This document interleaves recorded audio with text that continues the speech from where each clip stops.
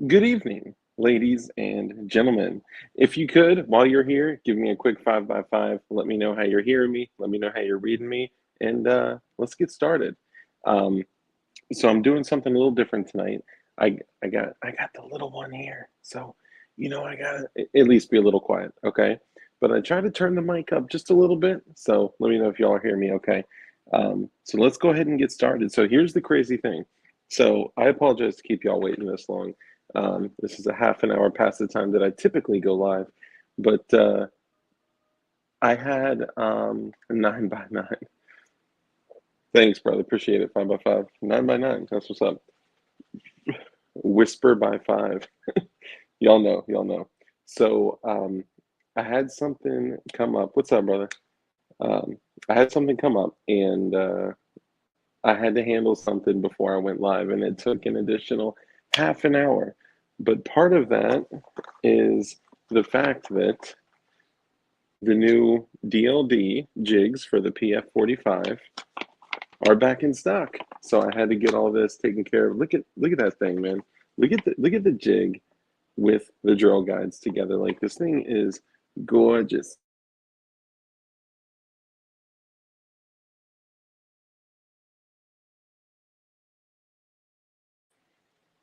Bro, what the hell? There we go. Sorry about that. You guys may be seeing something pop up very soon, maybe tonight, which is the PF9SS jig with the twice coated high speed drill bits. I'm just saying, y'all may see it real soon. eBay red spot. Oh, I can't wait to show that. I can't wait to show that. So I'm pumped over this, man. Check that out. See what that says PF9SS. Woo. These things bolt shut. They're beautiful. They're perfectly engineered, and yeah, I'm pumped. And the drill guides, woo! Look at them joints just clipped on there perfectly. So the drill guides are removable. You can, um, eBay red spot, bro. I cannot wait to show that. Um, Okay, so let's go ahead and get started. So I got a little sidetracked with that, and I apologize. Took me about a half an hour to do some stuff, but you'll see um, on my Instagram that the jigs are posted, that all that's available. But the PF45, the jigs for the PF45 frames are uh, last time I put 50 in stock, and they sold out in less than 12 hours. This time, I have less than that. So if you want to move quick. But anyway, it's not about that. I just wanted to share that with you guys because a lot of people have come from the website, from buying jigs to here. So some people randomly come in and they're like, yo, what's up with the jigs? So that's what's up with the jigs. So let's go ahead and get started. So first off, I got to show some love to your boy. Oh, where's he at? Where's he at? Hold on. Let me find him. There we go. Toy Town Inc., who was first this evening. Congratulations, sir. I cheers to you with my delicious Red Bull Stout. You deserve not only a cheers, but one crisp high five. So thank you. Appreciate you coming up in here and just being dedicated and loyal. You loyal. What was that? Y'all remember that. Anyway, moving on. So what I could not shake here is that as I'm going through, like jumping back and forth and in here, chatting, like, hey guys, I'll be there soon and whatever, I'm seeing nothing but green names. It's almost exclusively channel members in the chat. Like, this is nuts, man. I got to give it up to not only the people that are going out and becoming channel members to support DLD After Dark, but there are also so many great people that are giving channel memberships away. Kurt24 has given away memberships. Mike McClune has given away memberships. Um, um, CNC Designs at Arms has given away memberships. We've had ADXR 920 giveaway memberships. We've had John Nguyen give away memberships, like all these awesome people. And I think ADXR 920 was just flexing last time because um, Dugan's Cabin, no. Um, 2 by 4, dang. Okay, I'll try to bring up the volume a little bit. Um, Finally, yeah. Okay, so we'll talk about that in a second. So let's start as we always do, and let's welcome all the Chana members. So Live Life, what's up, brother? Chana member. We got Kurt 24, another Chana member. Rose Blight, Chana member. Bob, Chana member. Mike McClune, who's also gifted memberships, Chana member. Scott D. Magnificent, Chana member. T for Tejas, Chana member. Ron Wayne, Chana member. Look at all these beautiful people. Oh my God. Too many choices. What's up, brother? Another channel member. Senor Bub, Kurt 24. Barton Fink, what's up, brother? Darkest Heart Before Rich Falls Asleep. Oh man. Jeff Cron, what's up, brother? Another channel member. Man Against the Masses, channel member. Zeef with the sport red spot.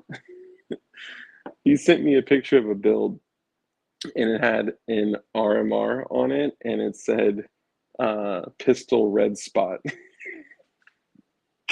Dude, it was awesome. Y'all had to see that. Toy Town Inc., what's up, brother? Not only was he first, but he's also a Chena member. Ron Wayne, Chena member. Um, audio check, DLD. Okay, let me know how I'm doing because I can't be too loud. Detective John Kimball, what's up, brother? Chena member. What did you make yourself and the little for dinner?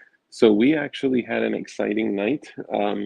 I took her out to see a movie, and we ate a bunch of junk food at the movie theater. So I got two hot dogs and one of the little pizzas because if she didn't like the hot dog, because she's not picky, but she like sometimes she'll eat the hot dog in the bun, sometimes she'll just eat the hot dog. She's weird like that. But I was like, if she doesn't like the hot dog, she'll eat the pizza, and then I'll just eat whatever remaining scraps are. Then we had a bunch of candy, so we totally were heathens tonight, gluttonous heathens. Um, okay, Lloyd and Clear. Live Life, the GD Bacon, who says I'm only 2x4. That's not good. Dang Old Matt, what's up, brother? Another channel member. Let's see, Jeff Crown, Ron Wayne, Kurt 24, Bob, Night Custom Beals, what's up, brother? Channel member. Man Against the Masses, Live Life, Ron Wayne, Z? And I think that's it. If you're a channel member and I missed you, please go ahead and sound off in chat because chances are I missed a lot. Like, I don't see Misty in here. $200 later. Audio good. Okay, cool. Thank you. Let's see. Okay, my bad. Sorry, I'm trying to catch up on chat. Okay, so let's do just some quick honorable mentions. We got your boy, Sport Brand. We got your boy, where I just saw you. Fire Rodder, what's up, brother? We got Naughty Heathen up in here. We're probably going to get a bunch of tactical turkeys up in here too. JLM, what's up, brother? Good to see you. Two Storms, 1776, what up? Dude, my chat just refreshed and it just dumped all y'all on me. It's crazy. Zeef, Jeff Cron, too many choices. This is so funny when you walk into a live chat. DLD, Knight, too many choices. Kurt, Ron, Scott, More Better Prince, Man Against the Masses, Flying Rich, Bob Bacon, Z, Jeff, and other patrons. Hello. That's so funny, man. It's like you got to say hi to everybody. Night Custom Builds. Okay, so I think I got everyone. Now, Bobby, which we all know, it's your boy, Bob, Pew Tang, Savinity, what up? To both brothers. Appreciate y'all coming through. Hey, Riddle. Is this the same Riddle? Is this Riddle? Riddle me this. If this is the Riddle, the Riddler, then Rich, I sent you the link. You always ask me to send it to you through Instagram, so I sent it to your Instagram. Come on, baby. But we'll go ahead and get started. So now a lot of you guys know that. Yeah, that's what's up, man. So a lot of you guys know that tonight I was planning on having Murphy's Law. What's up, brother? Good to see you, another channel member. I was planning on having Raul Mendez on the stream tonight. And Raul Mendez is the dude that survived a shooting. So he was shot in the head during an event, and we'll tell the whole story, right? But during a tragic event on a July 4th celebration, he was shot in the head, and I mentioned this several times, but for the people that may have not heard it, he was shot. It entered above his like right temple, above his like right ear. It went through, shattered his eye socket, like blew through his sinuses, and then exited his left eye, and it brought his left eye out with it, and he was knocked unconscious. During this time, the bad guy goes out and continues shooting and wreaking havoc in a house, okay? And he shot several people. He got up off the ground after being shot in the head with his eyeball literally hanging from the orbital nerve, and he drew his handgun and he shot and killed the guy that was wreaking havoc, which is like straight up hero. The dude is a hero. He saved so many lives. And then after he put the dude out, he put 4 rounds of 45 ACP in the dude from his Glock 36 because he was carrying his tools on him. And 2 of the rounds hit directly in his heart. It's crazy. And the guy lived through it. He not the bad guy. Raul Mendez lived through it. Now, we want to honor him, and we want to make sure that he can tell his story, because only one news source covered it. One news source covered it once, one night, and that's it. He was on Colion Noir's show. And aside from that, I haven't seen him anywhere else. I'm sure he's doing other stuff, but I want to honor him, and he at least deserves that. But also, it's important that we hear things like this to, as a reminder that you cannot not keep your tools on you. This is, how many times have you heard people say, it's a child's birthday party. Why do you need to carry a gun? We're only going to X. We're only at X. Like, why would you carry a gun? Why do you need to carry a gun? Like, no, I'm not carrying a gun at my daughter's birthday party. I am always carrying a gun everywhere. Like, I'm not carrying it like at the bowling alley. I am always carrying it everywhere. I'm just saying. So anyway, he and I were set to have the stream tonight, and there was some confusion with the difference in time zones, so we had to push it to Tuesday. So unfortunately, he won't be coming on tonight. However, we're still going to have a fun stream, and also he's going to be coming on the literal next show. So, and this is somebody that, like, this is a huge guest. This is somebody that was on Colion Noir's show. This is somebody that was on, mainstream media. Not like that's typically a good thing, right? But this is a big guest, and I'm excited to do it. So he's going to be coming on Tuesday, and then on Thursday we got 3D Print General coming on as well. So actually eating a Blizzard, no bullshit. Oreo, hell yeah. Hey, the trick is put some caramel on that Oreo Blizzard. Chef's kiss.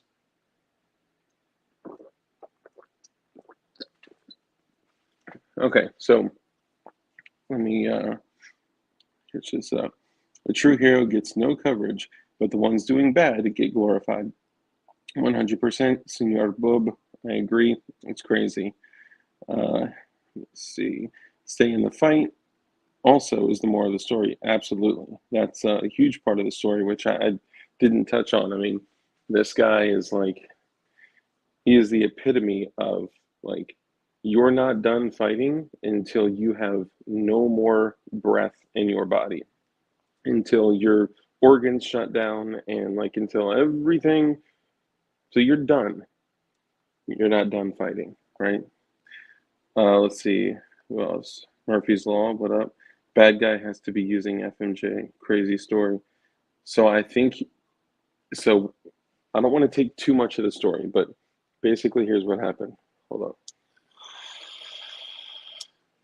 So, and while I go into this, how dope was that show with Marine Gun Builder? Holy shit, bro. Having him on was incredible. I'm just feel blessed to have him on. Like, that was awesome. I got some other things that I'm going to be showing off tonight, courtesy of your boy Zip, that dude Zip. Um, hold on. So check this out. From your boy Zip, I got these micro arcs, okay? He sent me these little micro, bink, little micro arcs. Watch me get pulled for this. Okay, this is not a gun. This is a keychain, y'all. This is a motherfucking keychain, y'all. And then the white one and the magazine broke off. That's okay. I got zip patches that go on the dock. I got zip stickers. And get this, I got Invader Zip dog tags, bro. He hooked it up. I'm stoked. Um, okay, so yeah, so let me know in chat what you thought about the Marine Gun Builder show, and I'll go into to what happened in this situation. Hold on, I may have missed the joke. Hold on. Z, I see a micro third hole in that one. Yeah.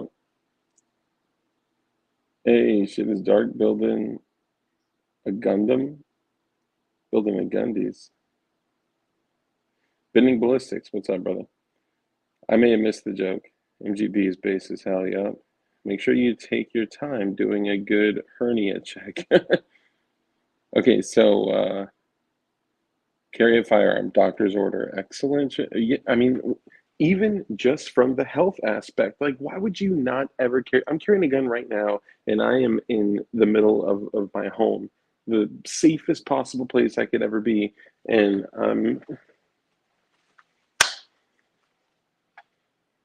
right? There's never a place that I don't carry a gun except when I'm butt naked in the shower and I still got a shower gun. You know what I'm saying? Okay, so here's what happened, y'all. So this guy that came over to this event that happened on July 3rd, they were having a July 4th celebration. This is the story of Raul Mendez, and I just kind of want to um, uh, hit this one part because someone mentioned the guy must have been using FMJs, and he may have been, right?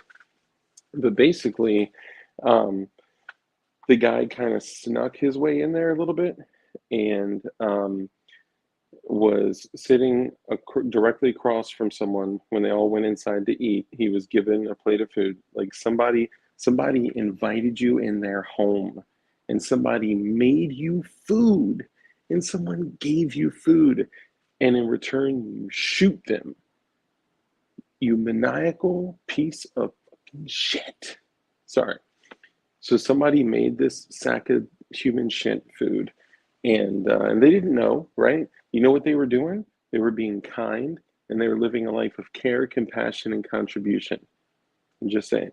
So this is a neighbor who wanders his way over. He comes inside, and he's eating with them. He's sitting directly across from a dude.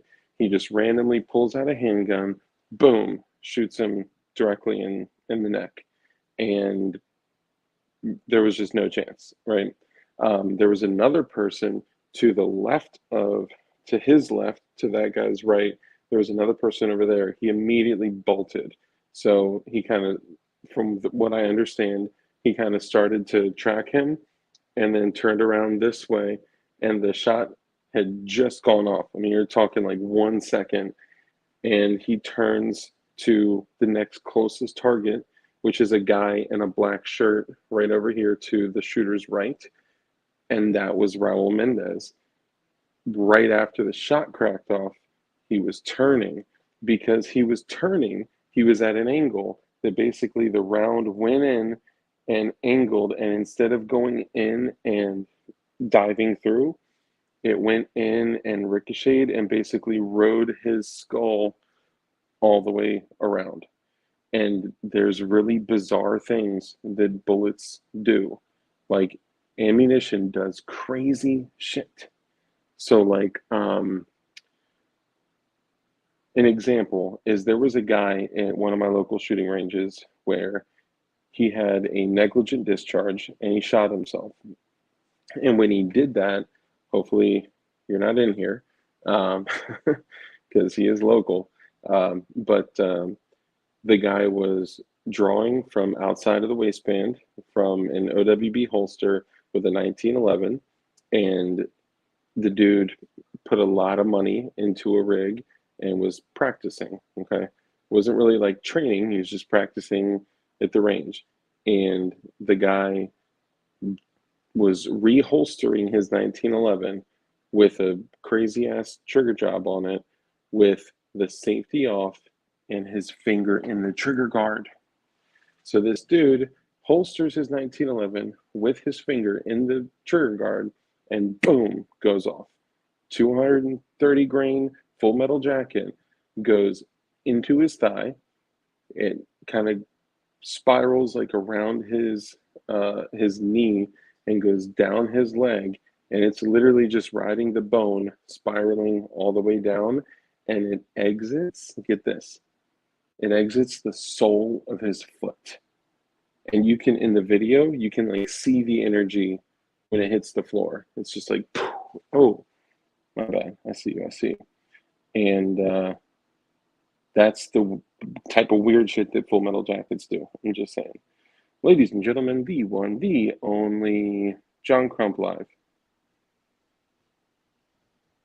Not quite. Better looking, but thank you. I concur. So, take a moment and say hello. Hey guys, how's it going? Good. What'd you do today? Is that all you needed? Because otherwise, I was busy. I mean, if yeah. I mean, you're good with that. Well, nice talk to you guys. Yeah, it was great. It was great. Yeah, man. So let's catch up. I haven't had you on since before Thanksgiving. Tuesday. Oh, was it Tuesday? You know what? So the bad part is, Dark and I talk probably 3 times a day. Every day, except today. Yeah. Yeah. So when you say catch up, I'm like, hey, what do you mean? What are you talking about? Today was one of the weird days where we didn't rare days. Yeah. So the doggy's good. I just took it for a walk before I got in. So thanks for asking, Take. The dog is ridiculous. I've never had a dog my entire life. I love the crap out of this dog. And oh my god! Oh, you should hear. I gotta hear when I'm on the phone with Rich and like he comes across the dog. You just hear, "Ooh, doggy, doggy, doggy, doggy, dog," and I'm just like, "Hello, hello." That's because the dog sees me, rolls on its back. It's like it wants a belly rub, and then you rub its belly, and then when you stop, the tail just goes like crazy, wagging. And it wants more belly rubs. And it's an older dachshund mix, so it sleeps 23 and a half hours a day on the couch, and just Team Uncool. Okay, so it says John Crump Live, Team Uncool, so that's my John Crump Live banner, because I do John Crump Live 4 days a week, typically Monday through Thursday. Next week we're only doing Thursday. So people that I talk to on the phone like on a regular basis. Let's see. Ron Wayne will probably hear me talking to the dog. And hey, Kurt24, how's it going? So and I just want to pimp some stuff. Ron Wayne, if you're over at his channel, he's got patches. So check his community post. Because you can get patches on Ron Wayne's YouTube channel. Check the community post. He tells you how to get a patch. And he's got some great videos too. No lie, really good videos. So Ron was just a regular fan, like a lot of people, and he started viewer, whatever you want to say, viewer, enthusiast. Yeah. And he started posting, and it was like Ron had a couple of subscribers. He's now over 30K subs. Oh, he broke. So 30? He's like, last I looked was like 32, which was like 2 days ago. So who knows? He's probably at 35K now. That's crazy. Yeah. Once you hit the algorithm and they notice that it's not just a one thing, you are sailing, boy. He's killing it.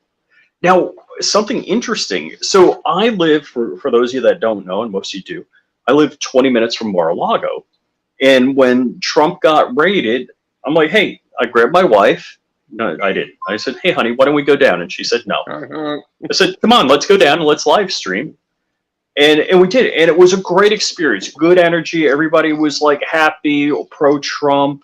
You know, even though it was a bad event, it was, well, right after I hit 10K, which was like a week ago, I got a message from YouTube, you know, a couple days after I hit 10K. It's like, by the way, that video from, I guess, October, you know, when Trump got raided, whatever date that was, that video got pulled down because of misinformation. I was going to guess misinformation. Not Mr. Information, but misinformation. And I've never met her. I've never had sexual relations with that woman. You know, it's funny you say that, because I didn't even realize the moment that you hit any milestone of, you know, increasing your reach, if you're not on the team, yeah, I mean, it's like full Zoom, like, and I didn't put two and two together, and I know I'm only at like just under 3,600 subscribers, right? I am a small YouTube channel. I'm a microscope YouTube channel, like where Rich is like a binoculars YouTube channel. And Ron Wayne is like just a traditional reading glasses YouTube channel. But when I hit 3,500 subs, almost to the day, is when the video with me, Dugan, and Johnny B got removed for misinformation. Right. Almost to the day, because we were talking about the erection and that pesky erection that we discussed. Somebody had referenced that not all erections are free and fair, and because of that, it was pulled like that. And yeah, I have a strike warning. Did you get a strike warning for yours? Yes.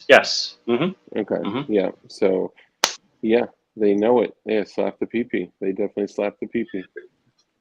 So what I'm going to do is my plan of attack, because who knows how long Flying Rich YouTube channel will be around. Nobody knows. I have set up other channels. They're just zero content, dormant, whatever. But for tech, there's Flying Rich Tech, Flying Rich Vehicles, Flying Rich Opinion. So I'm probably going to do political opinion over, you know, Flying Rich Opinion, Flying Rich Vehicles. I'll do cars, which is kind of what I was doing today, most of the day. Now, hold on. Are these all set up to your same email and phone? Yeah. So you're saying they cut all of them? I'll say this: every person that I've known to, if they're removed from YouTube, similar to how Instagram does it, if you have like linked accounts, they'll all of them. They're all linked accounts, so it might not matter anyhow. But I'm looking at Hank Strange's model. So Hank has over 100K on hankstrange.com on Lifestyles of Locked and Loaded. I'm not sure how many subs he's got there. But Stranger Palooza, which was his vehicle channel, he has, like, last I talked to him about it, or last I looked, or at the time we were having this conversation, Hank's like, yeah, I got 20K subs. So a fifth of the subs on his main gun channel, but he's making more YouTube money on it. It's getting more views. It's more profitable for him doing the van life stuff than yeah. So don't get me wrong. It's like my heart's here, and I love this stuff. But the other thing is about content. So my content sucks because I'm doing, let's see, can I pick this up?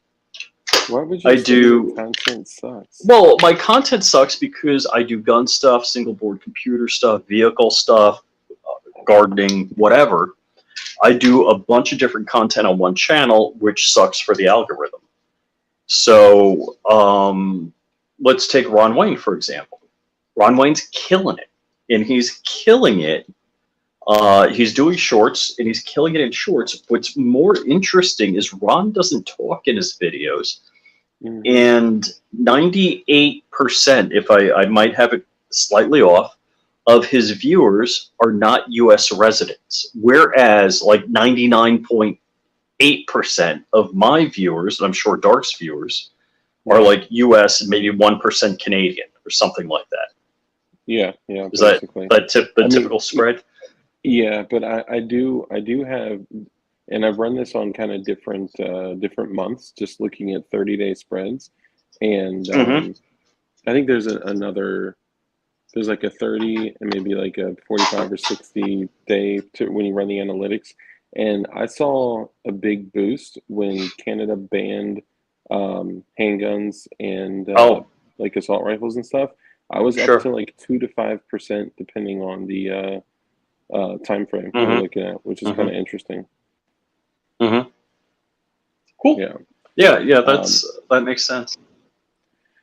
All right, now I gotta bust your balls because you're supposed to be building guns, Rich. You got a Geisler you need to build. You got an ARC you need to build. You got guess what I got from invaderzip.com. Oh, my package is out there. What'd you get? I have an ARC 2.0 kit. I got an ARC 2.0 kit. It's on my kitchen counter. Yeah. So that's where you build. That's right. I forgot you build your guns on when my wife's not around. Yeah. And then you just got to clean everything up with some nice Hoppies solvent afterwards. Yeah. I use the Hoppies on the kitchen counter, not the Aegis. So. Dang, India, Russia, US. India to Russia. That's interesting. Maybe some of the stuff I want to talk about. I got some interesting stuff that I'm going to be able to use with like energetics. I got some new gun build stuff. I got some 1/4-inch fuse, which is crazy. I mean, when you look at the traditional like green Visco or whatever fuse, the green fireworks fuse, it's 330 seconds. I mean, this thing is like the size of a 3 drill. Well, I'm not sure what Neil was going for there, but let's see. Is that dreadlocks? What is that? I can't tell, but I like the big blue one above that. I can't. It's me and Monica Lewinsky in the White House. Ooh, yikes! Punching the boar with a splintery chopstick. Not my idea of fun. I used to run on 2 separated VPNs, so who knows what I showed up as. That's true. So a lot of people do use VPNs. I'm going to be messing. I use a VPN to get into my network. So my paradigm, my security paradigm is none of my IoT devices phone home. They all live on my network, and if I want to connect to them, I've got a VPN in from wherever I am into my home. So that's what I do. Interesting. I don't do that. I just use regular internet with regular stuff. I even Google stuff from time to time. Yeah, I gotta rid myself of the curse of Google, and I've been bad about it. Dude, I mean, but yeah, the reality is that it can be very challenging to truly cast a shadow over yourself, and it just all depends on like what you're hiding from, right? Like I'm not hiding from anything. Like I don't do anything illegal. I'm not hiding from the government. It's difficult to hide from the government anyway. I'm just hiding from people that want to like come find me on the fucking internet and shit. Dude, the guy I talked to today, I gotta talk to you later about some spy shit that's a little nutso. Really? Don't tell me Zip sent you that. Do I have one of those in my box? What? I didn't open my box yet. Because you know why I didn't open my box? Because I still have an Invader Zip ARC kit. What? You got the Doom too? I also have the OG Invader Zip box. It's like over there. But this is Nice. for another So art project. I got Invader Zip dog tags. No! I got Invader Zip stickers. Oh, I got better Invader Zip stickers. I got the OG where they wore in black silhouettes. Oh yeah, Mm-hmm. that's cool. Yeah, I got a bunch of ARC stuff. You know, he sent me, so he had and I'm not to like call it out or whatever, but just to, to shine a light on how like kind Invader Zip is. And by the Oh, way, total even chat. if you guys, yeah, just pure Chad. Even if you guys like aren't gonna buy anything, if you're not gonna build an arc, that's fine. Just do me a favor, do us a favor. Go to invaderzip.com and just look at the stuff he has on there. Look at the packaging. Look like it's crazy dope. Oh, Um, hold but I on. I'm told gonna him, grab the packaging. Keep talking. Because this yeah, other, I saved the box. It's so cool. Hold on. yeah, no problem. Come on, man. Chicken bone syringe, man. It sucks so badly that on StreamYard it doesn't show the chicken bone syringe. I know what you guys see when you're watching. It'll actually show the chicken bone syringe, the DLD glowy flower, and all that. But no, so I was talking to Invader Zip one day. Like we'll randomly, like we'll both be working, and oh, nice. Yeah, that looks dope. Oh yeah. Is that, and there's, let's see. What's it say? Yeah, this is what I see. This is what I see. Printer go grr. That's dope. Dang, hey, Crypto Pirate just sent me a $10 cash app, bro. Thank you, man. I appreciate you. Thank you. And he's a good man. Hold on, let me see what he said. Are you the AFT? Xmas songs void of Christ are all by Jews. Damn, that's crazy. So I was talking with Invader Zip one day, and we were just like, if you see this, it's too soon. That's funny. So we're doing like a Instagram video chat, and we're both just kind of like working, right? So I was at home printing out orders and stuff like that, like, shipping jigs and all that, like beautiful, beautiful jigs with drill guides, just like this one here, from DLDhardware.com. I'm just saying. And he's doing some work stuff. He's doing developer stuff. And I was like, man, I need to get another red dot. I want to get just one of those cheap like SIG MSRs. I have like all primary arms. Hey, Revenant Gaming, brother, thank you. New channel member. Everybody, please welcome Revenant Gaming to the Glowy Squad. Hell Cool. yeah. That's awesome. So give him a like bomb. Hell yeah. I was like, I'm thinking of getting one of those like cheap SIG MSRs because they have the T1 micro clone, pattern for mounting, and also they're pretty inexpensive. You can get them anywhere, and honestly, you can get primary arms T1 micro clones for like $69 to $89, depending on where you look. If y'all are looking for one, then let me know. But as I'm talking to Invader Zip, he was like, bro, I have a SIG MSR red dot, the T1 microclone, style. And if you want it, I'll just send it to you. I was like, what? Wow. I was like, bro, you don't have to do that, man. Like, I'll buy it from you. He's like, no, fuck that. I'll send it to you.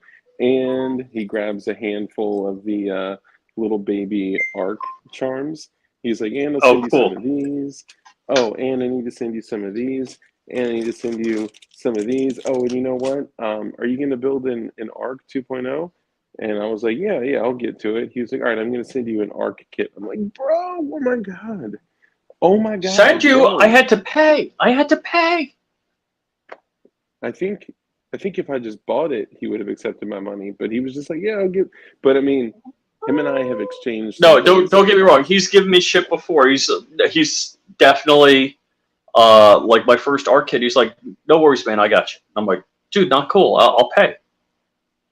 Yeah. So second bro. art kit, and I paid. Yeah, but he's cool. He's definitely told. And I'll tell you what, my first arc, I was having some issues with some things. He's like, hey, do this, this, this. You know, he gave me some tips on the printing. I'm like, dude, thanks. I'm like, wow, I'm not worthy, you know? Yeah, he's a beast. I'm in the super helpful. ARC 2.0 beta, and so I was pissed. I go to do a filament change, and you see that? I had a layer shift on filament change, so I aborted it. So this is like 10 hours worth of printing. And right, then... real quick. Just real quick. So Riddleman Gaming, who just became a channel member, he also just sent a $25 super chat, and he didn't even put in a message. Dude. He's such a baller. He didn't even put in a message. Riddleman Dude. Gaming, if you would like to put in a message, please put it in chat. I'll make sure it's highlighted. Thank you. Very grateful for you and your contribution to the channel. You guys are fucking incredible, man. Thank you, Riddlerman. Big channel member. Welcome to the Riddler. Oh yeah. Thank you, sir. On the Ender 7, after I did what you're supposed to be able to do, a filament change, and I had the layer shift, and I don't know if the layer shifted because it hit the blob when I did, and it skipped a tooth. I need to test it. I haven't tested. So then I restart. It printed this far until the power flickered for like a fraction of a freaking second. Oh. So I get up this morning. This is all that's there. Should have been at least double this much. Let's see. Hold on. But I got a question. I know most of you probably had this problem. You ever intend on ordering a Northbridge chip cooler with the side tabs, and you get the diagonal tabs? I mean, don't you hate when that happens? So what I designed and printed was a cap that snaps over it and changes it from diagonal tabs to side tabs. Okay. Oh, so Night Custom Builds. Sorry, I had to go back to see what you were talking about. So Night Custom Builds, I am. Oh my god! Did Riddleman Gamer just send you another $25? We need to get you a computer. Don't give Dark money, because that's gonna go. It's just gonna go the same place the Vice Fund money went. Yeah, which is just gonna sit there. All right, hold on. So Mike McClune. You should hit Dark up Cash App. That is true, because YouTube doesn't take any of it. Not because I want more. Because cut the YouTube middleman out. Yeah, I don't want YouTube to take it. But hold on real quick. So Mike McClune just became a channel member again. Hold on, I got something else from Kurt. Hold on, I got to check.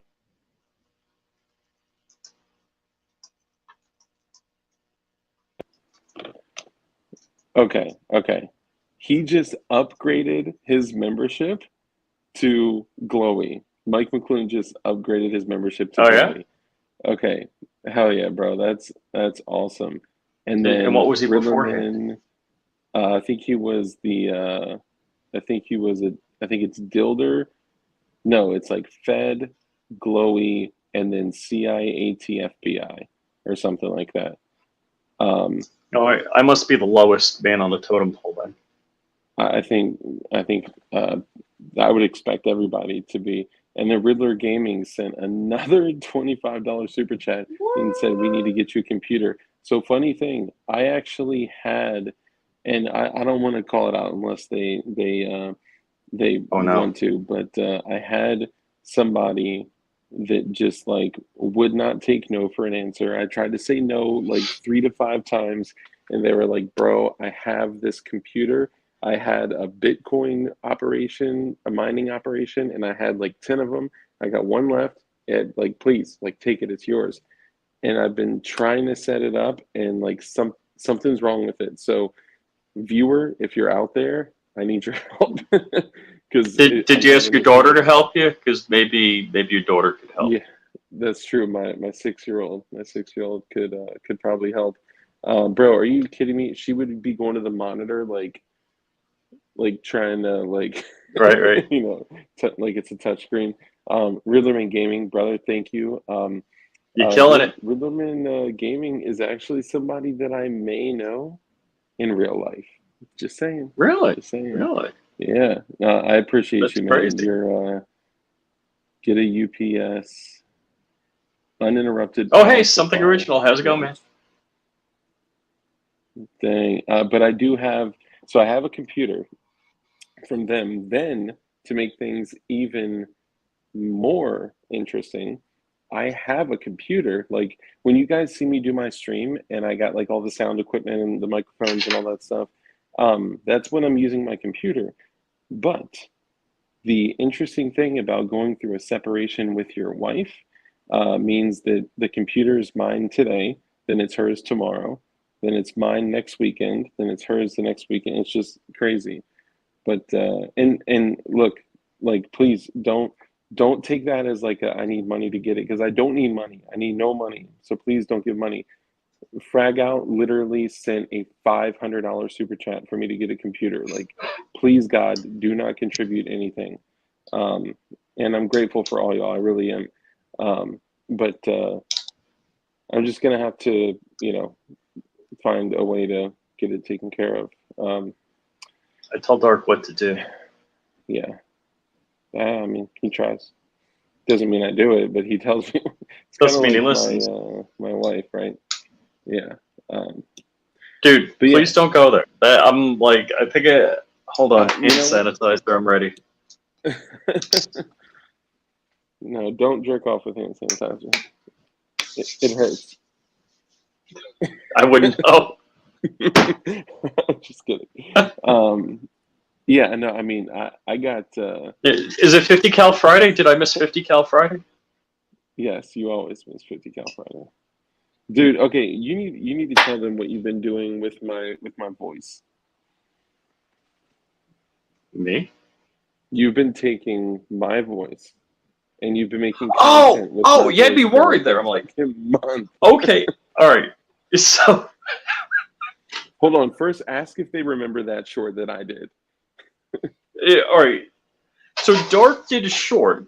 He's like, don't you hate when people show you a gun and just all you hear is heavy breathing in the background and they don't say anything? Or so I have made like 20 frickin' shorts stealing that audio. Yeah. And I almost always get 4,000 or 5,000 views when I do that. So if I'm looking at my algorithm and I'm like squeaking by on nothing or haven't gotten any subs in a while, I'll go out. I'll grab a gun. I mean, it takes like 2 minutes. I'll grab a gun. Yeah, I'll walk out to the table by my pool. Usually I want to do it when I have blue sky so it looks pretty. And I'll just steal I'll go to his video, his short. I'll steal the audio. It says remix with audio. And I'll just show a gun. And I wish I could pick something up and show you, but I can't. But I'll pick something up and I'll just show it. And I'll tag Dark in the title and whatever. There's a couple other things I do. 1776. Hey guys. What up? So And good to see you. There I am. Like the last one I did with the Glock 10mm. The Polymer 80 10mm. Let me just say that because I actually don't own a Glock. My wife does. I don't. She's got a 43. Oh, that's true. That's true. But technically, I don't own a Glock.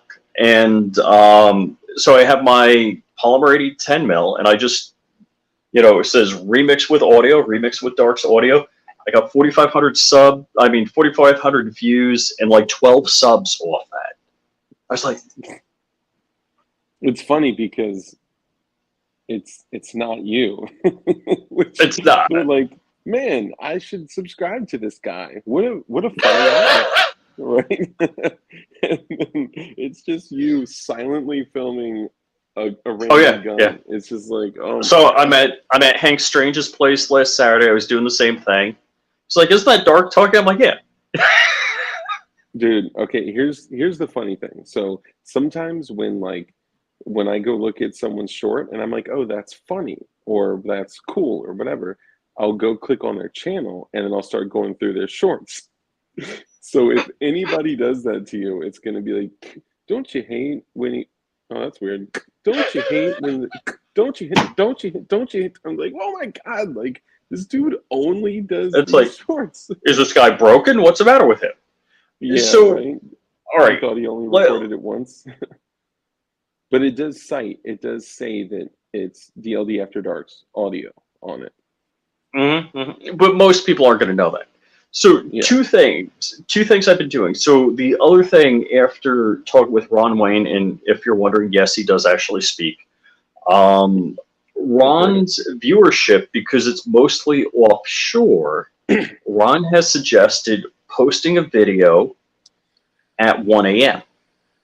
So I shot the 10 mil twice, the 10 mil short video twice.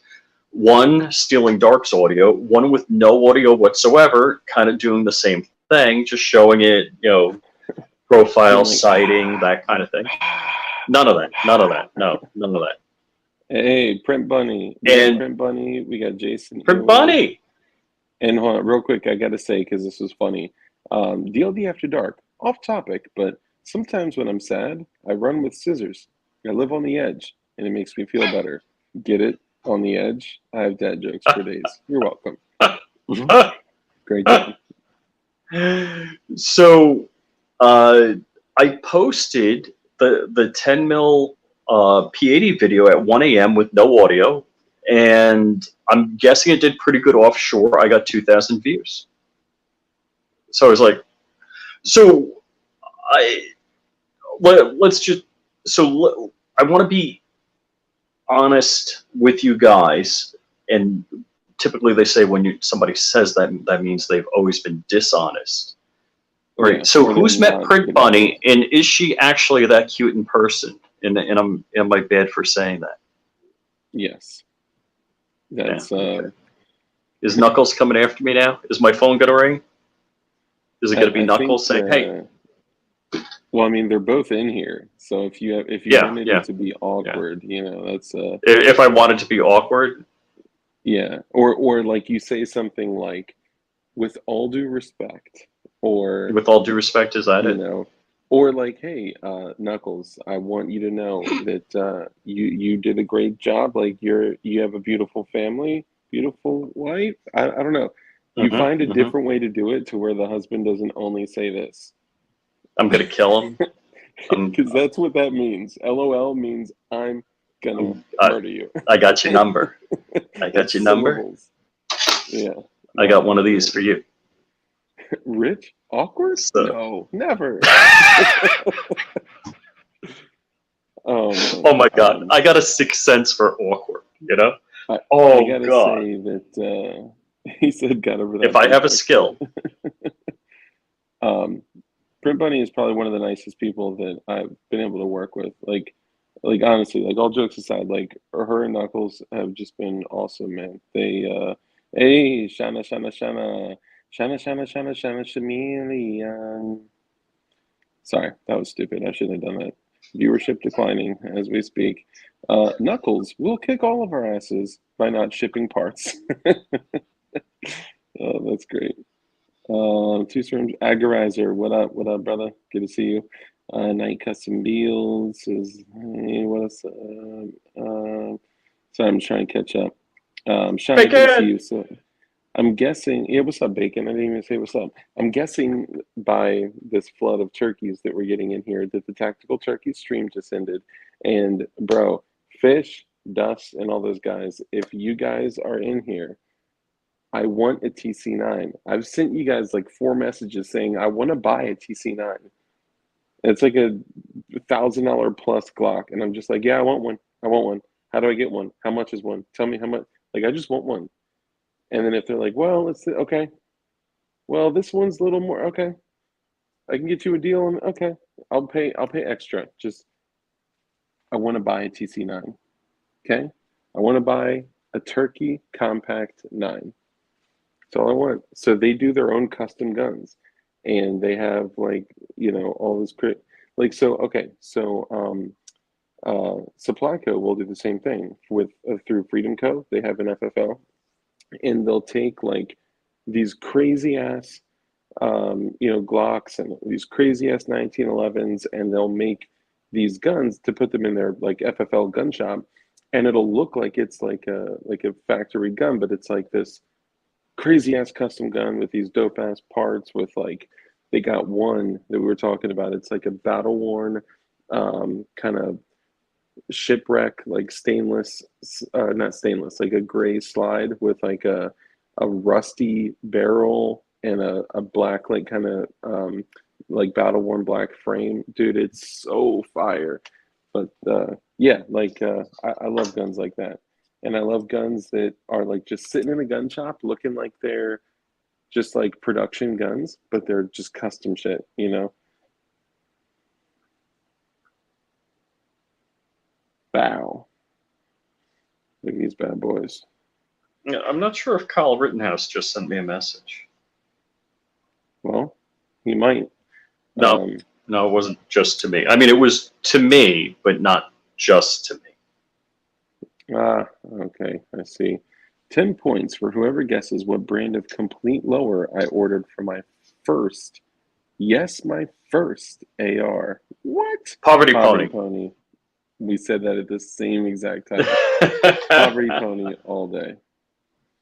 All right, so what? Hey, Troll Works. What's up, brother? Troll Works. All right, so he says Arrow. It's yeah.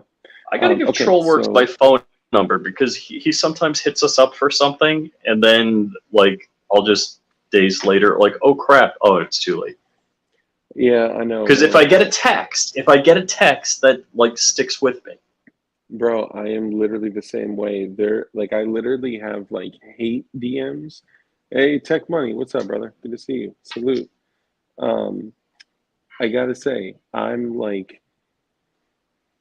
I'm sitting on some hate DMs where people are like, bro, like I hit you up, you didn't even respond to me, dog. And I'm like, dude, I'm sorry. Like the problem is like I use Instagram as like functionality, right? So it serves a purpose. So when I log into Instagram, I don't like go look in the DMs or something, right? Let's say 10 people DM'd me, right? Which, I'm just throwing a random number out. And then let's say I go just log in and do a post. And then I tag 10, 15, 20 people in there. For some reason, Instagram is like, oh, I'll post these messages that you tagged all these people. It's all messages now. And then when these people tag you, it shows up as messages. So all these messages behind these other 10, they go boop, boop, boop, boop, boop, boop, boop. And then these other 10, 15, 20 messages are in there. Like so-and-so tagged you in this post. And then I'll tag something and then they'll and it's just like, dude, I can't keep up. It's almost impossible. So like people will hit me up for like customer support for DLD hardware, and I may not see it. I may not see it for days, or I may not see it like at all. So, do me a favor. Hold on. So I don't know if I can say acquired, if acquired is the right word. Are you with us audio-wise, Dark? Maybe he's not with us audio-wise. What's going on? What happened? Are you in trouble? Your audio's like wrecked.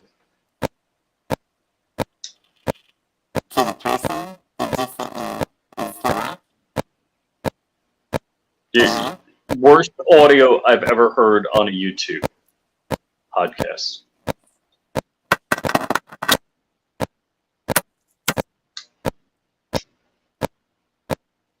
Now I got nothing.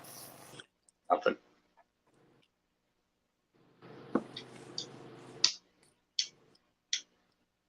Don't you love it when a plan comes together? How about now? Perfect. Oh, unbelievably bad.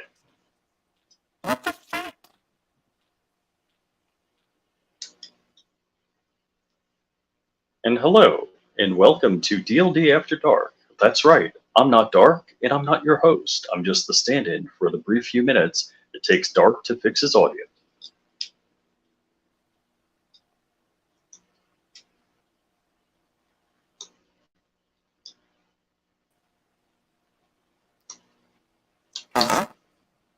Oh, it's still bad.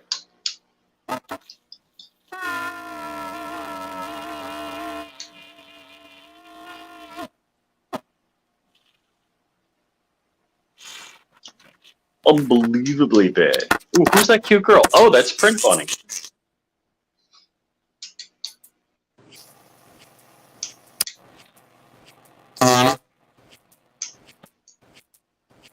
What the fuck is going on, man? I hear like ticking and it just like, yeah, totally cyborg. Like bad cyborg. Not even good cyborg.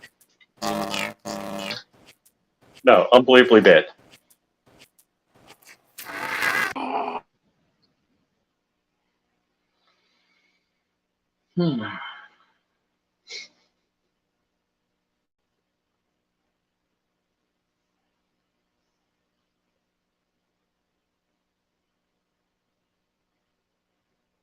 I don't know, should I talk or wait?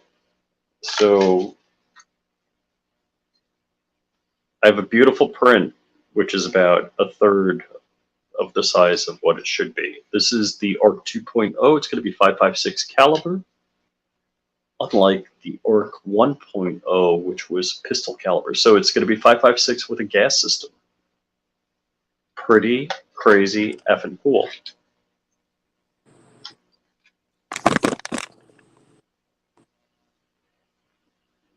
I can't show the 50. I mean, well, the 50's in a case. I could turn off my camera. I could set it up behind me. I don't have my tripod there either right now. But I can show you 50 BMG. We got that.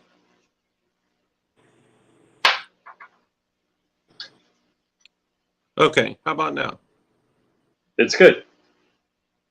Is it good or is it normal? Or Yep. Yes, normal. Okay. What I was going to say is to the person that just sent me that picture, am I allowed to show that? Or am I not allowed to show that? Please let me know, because I would love to show that picture. I think that it would do like the Lord's work in. Okay, so Rich, if I show it to you, can you screen share it? I can't screen share it. No, I'm on my phone. I'm on my phone too. Oh! Unless I also go on my computer. There you go. All right, I could. Yeah. Hold on. It will be. It will be worth it. Let's see.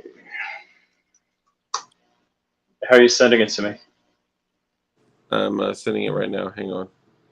Send it on Instagram.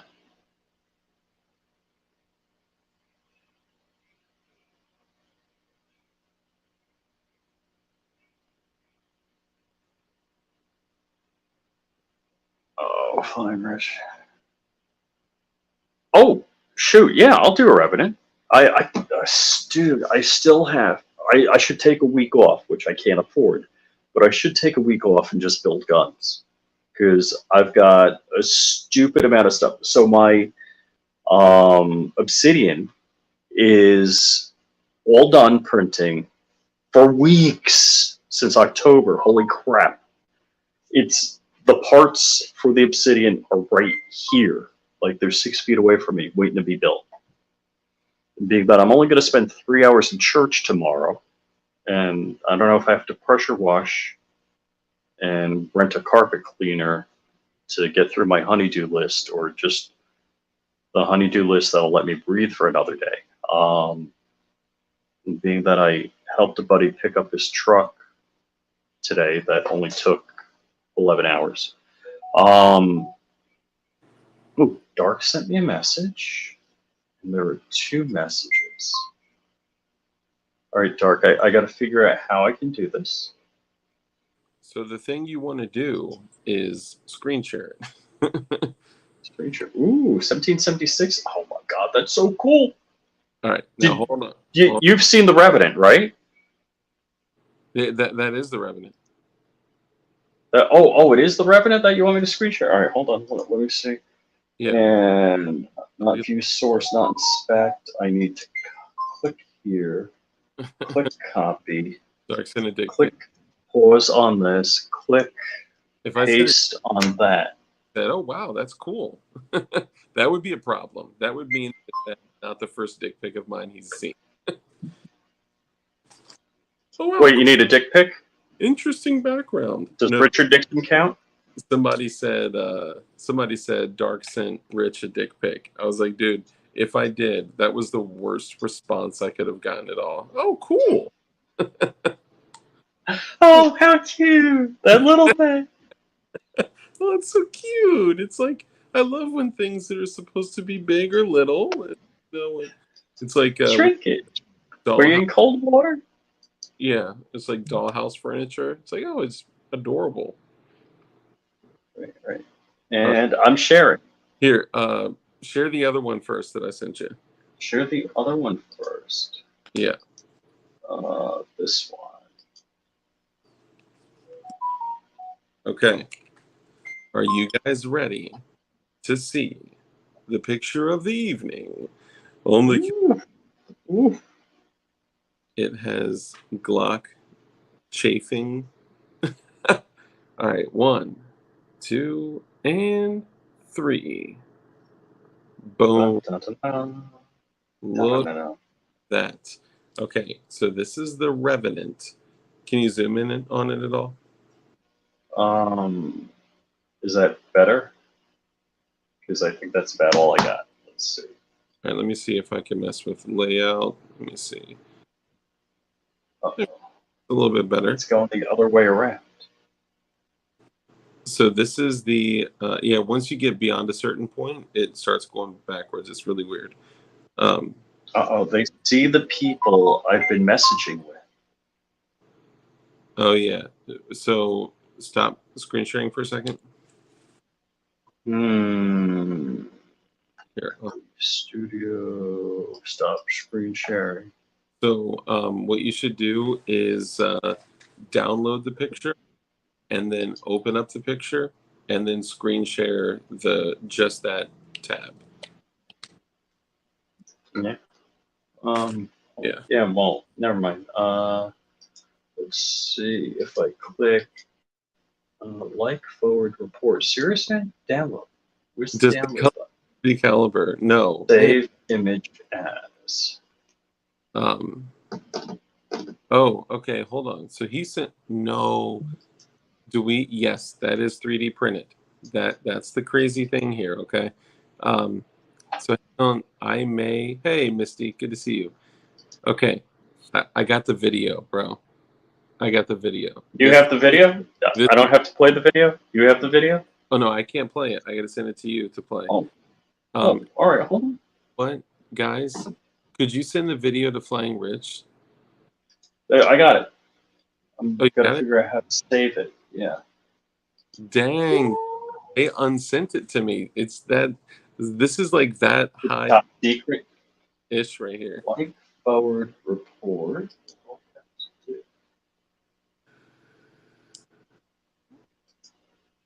See, Sport Brand is an eclectic type of mofo. He noticed all that stuff. I'm digging that. So yeah, so this is 3D printed. You know what? Knuckles or Print Bunny, do you guys want to come on and talk about it for a second? Because I personally I don't know enough about the Revenant to speak on it at like a level, and it'd be good to have some. It's not have a 3D printer yet. Fine, Rich. While you're doing all that, could you also send both of them the link? Okay, yeah. She gave this face. You remember what Crumpy and I talked to you about earlier this week? She said I have stage fright.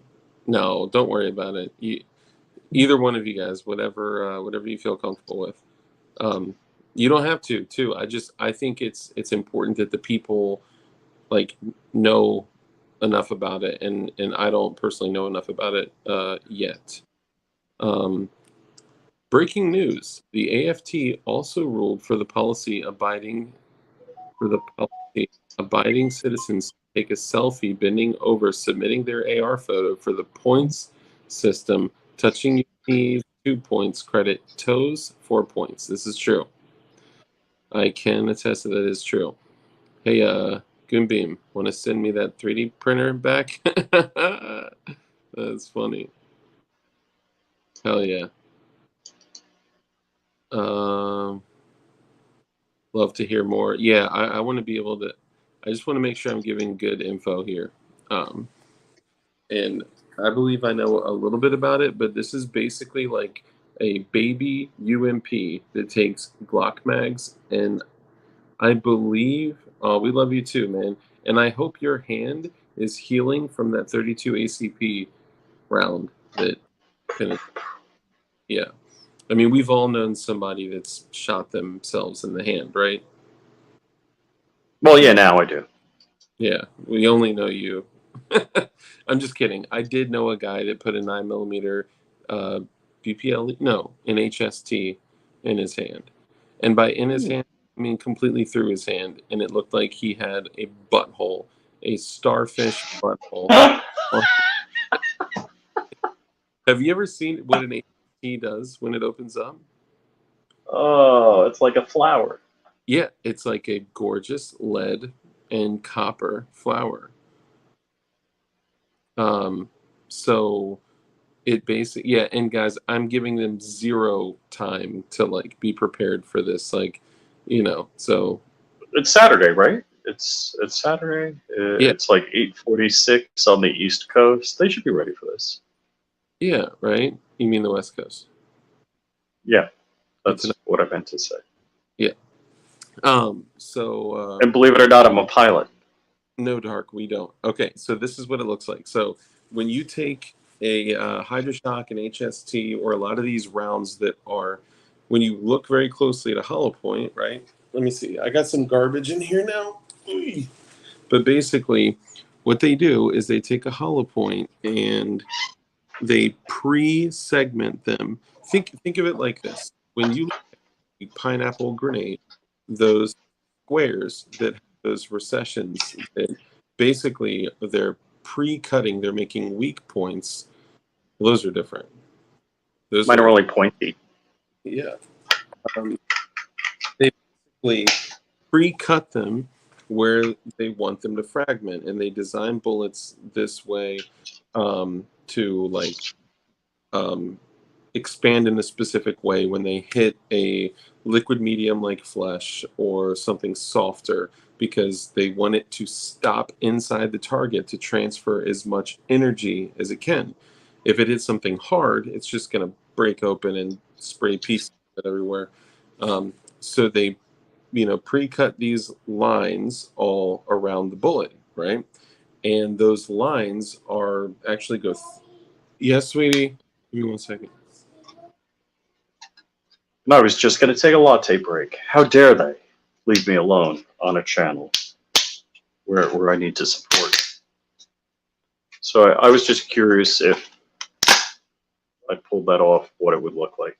And I don't want to be saying that I'm pulling it off on camera, but dude, I got an Ender 7. A lot of people have been crapping on it. I'm like looking at the print quality coming off that thing. Woohoo!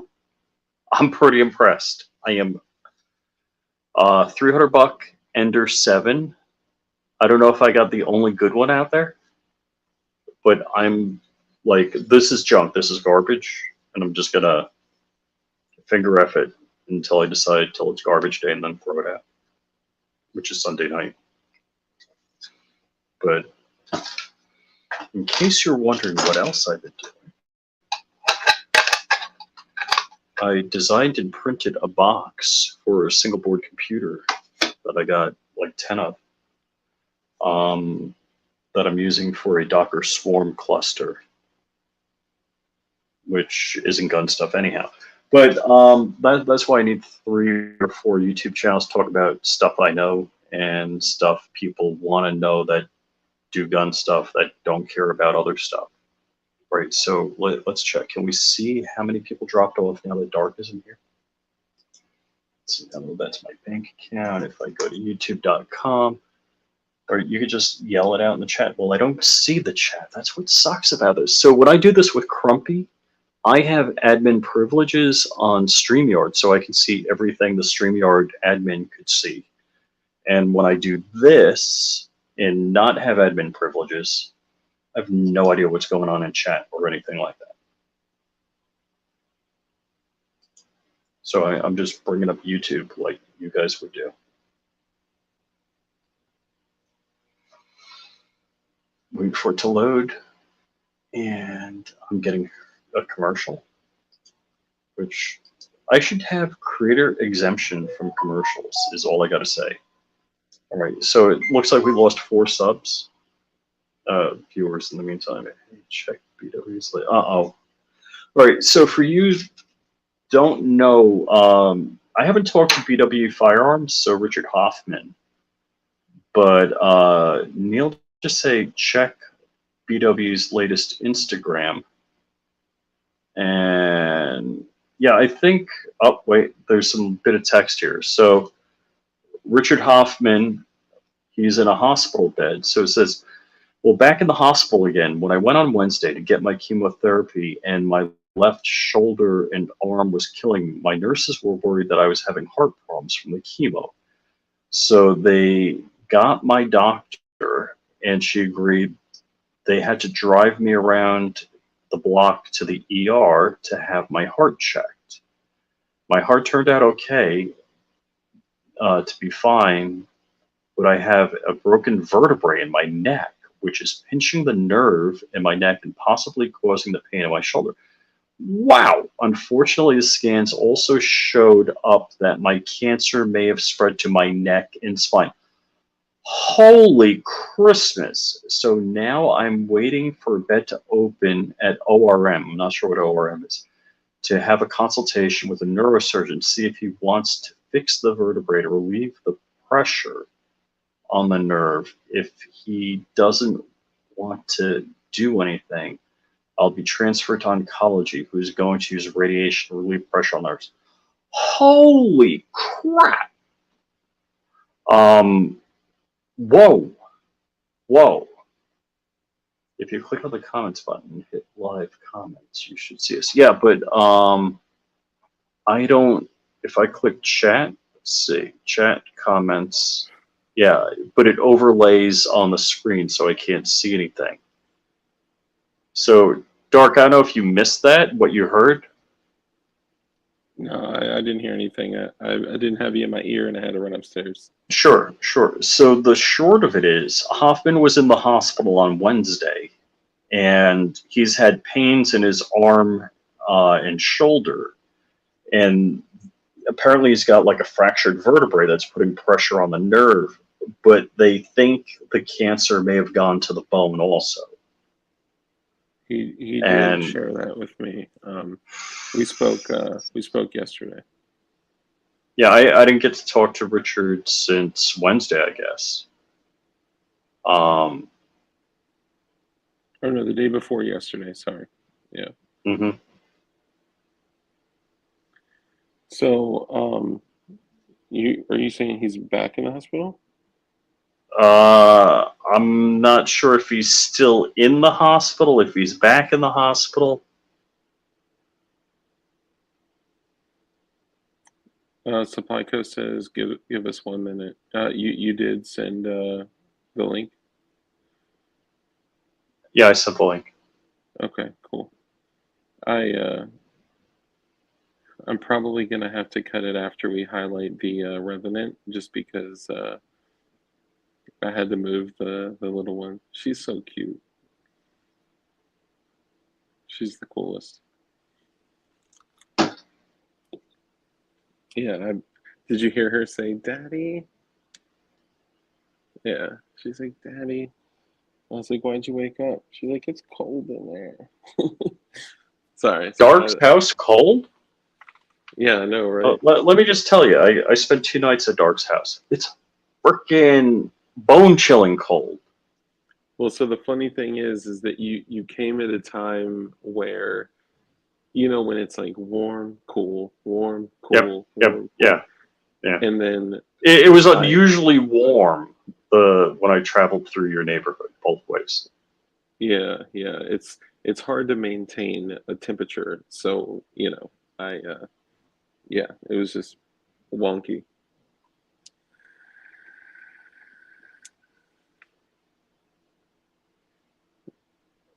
What?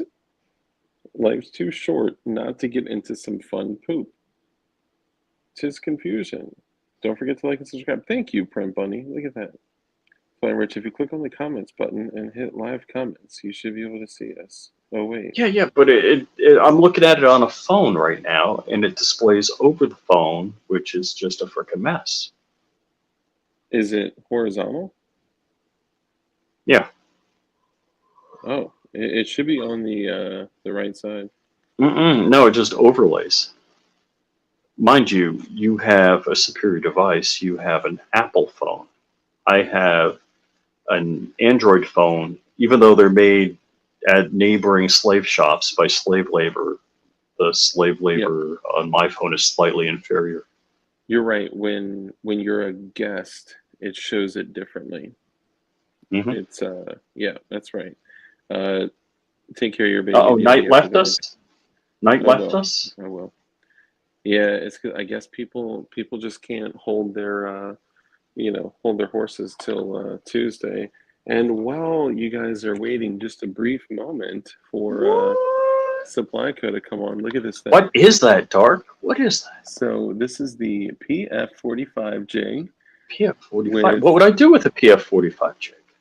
Well, what you do is you go get a frame. Well, if I got a one frame. were to go get a frame somewhere, like name one company that you would contact right now for a PF45 frame. For a frame, not a jig. Are there numbers in this company's name? There are numbers. You could say they're a company that supplies. Are there 4 numbers in the company's name? There are. I'm going to guess one of the numbers. Okay. Is it 1? It's 1. I can't say it. You have to say it. Are there 2 7s in the number? Yes. And maybe it's a 6? There you go. There you go. So if you go to a company like that he just mentioned, and you choose to get a frame blade, 1776 Supply Co., you can buy. There you go. Frames from that. Now, if I have a jig in a frame, some 3-letter agency thinks it could go pew, and that would be illegal to ship in the mail. If they're together. The problem is that it just gets, it just, it's not against the law for me to say, hey, I recommend this company, I use this company, right? And I got 2 dozen of those stacked up in my room, in my gun room. But so this is the PF45 jig. So you can see it says PF45 backwards right there because I've mirrored my camera. And it has the jig, 4 bolts. So yes, this bolts shut around the jig. And then there are drill guides. And the drill guides, you can see they are fixed. You got a lefty and a righty. That's right. And they're marked. So this lefty, is a clamshell. Right. Yep, it says DLD hardware on it. And this is a clamshell. Nice. So the clamshell is marked right and left. And then you have drill guides that are each marked right and left, just in case someone thinks that you need to drill a hole like over here in the wrong side, because they would totally be out of whack. But this bolts shut. This has the drill guides, which are sold separately. I'm just throwing that out there. And then we got 2 twice-coated high-speed drill bits that are way better than the bits that we're used to. And every single person that has contacted me after using this has been like, bro, it literally worked beautifully. So I'm stoked about that. And what people may see coming up in the future is the DLD PF9SS jig. Boom. Available at dldhardware.com. I'll have these up within the day, probably, maybe even tonight. But I got to take care of the little one for a little bit. Oh, so Knuckles, do I have to place an order with you for the Revenant? So that will be available tomorrow. Tomorrow. I have to place an order tomorrow? The Revenant will Is there be a available first run tomorrow. limited supply with special shit included? I don't know. Maybe. When he comes on, actually, can you screen share the video? We'll just play the video while we're waiting for him. Can't screen share the video. No? I mean, I could, but hold on.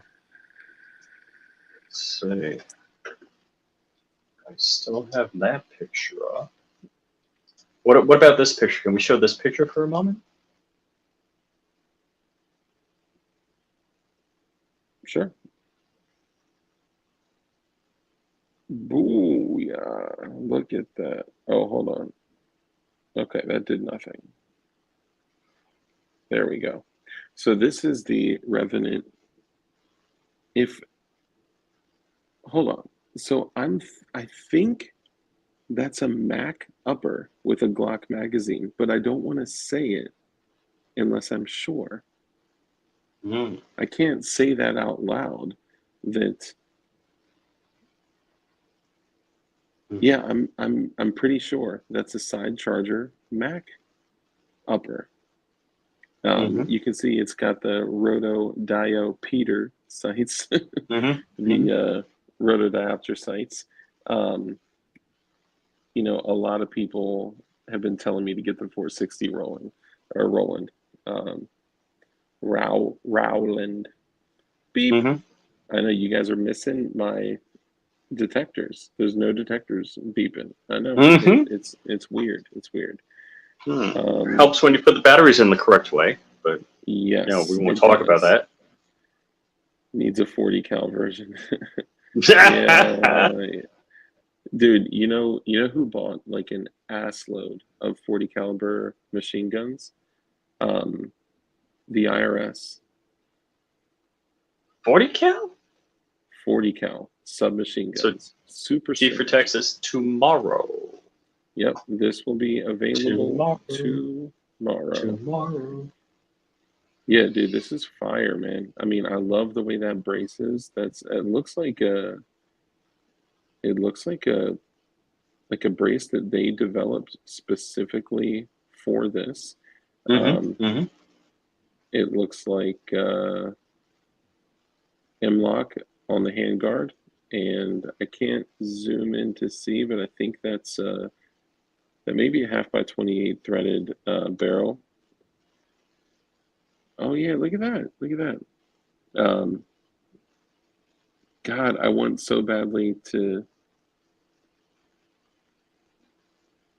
I don't think that's a Mac. No. So okay. Oh, you know what this probably is? This is the what is it? Fuck. Dude, I jokingly called it the like Montenegro or something like that. The upper, it starts with an M.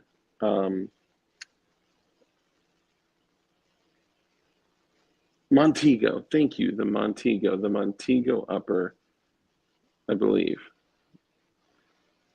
IRS bought HK MP5 40. Yeah, that's crazy. I don't know why they would buy 40 caliber MP5s like that. That's crazy. Now they made 10 millimeter MP5s. I don't know why they wouldn't just go 10 mil, but they're going 10 millimeter, like gluten free 10 millimeter, according to Sport Brand. Yellow Front used to sell 40 cal in the discount barrel when you walked in. Dang, that's crazy. Very SIG MPX-ish.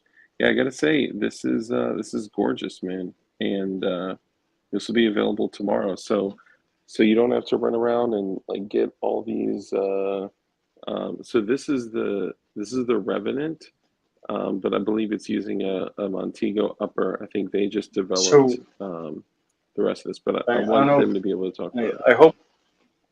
I I just want to let my wife know that if you're listening, just come running into my office and we'll go to the jewelry store tomorrow because I want to buy you something nice. Yep. I really mean it, honey. All right, now that we know that my wife's not watching, Yeah. so my wife, so my wife asked me last night, honey, what do you want for Christmas? And I'm like, I don't know. Little does she know, I already bought all myself stuff I wanted for Christmas, or most of it. But most of the stuff under $1,000, I bought already for myself for Christmas. It's like, well, I'd like a Peloton bike.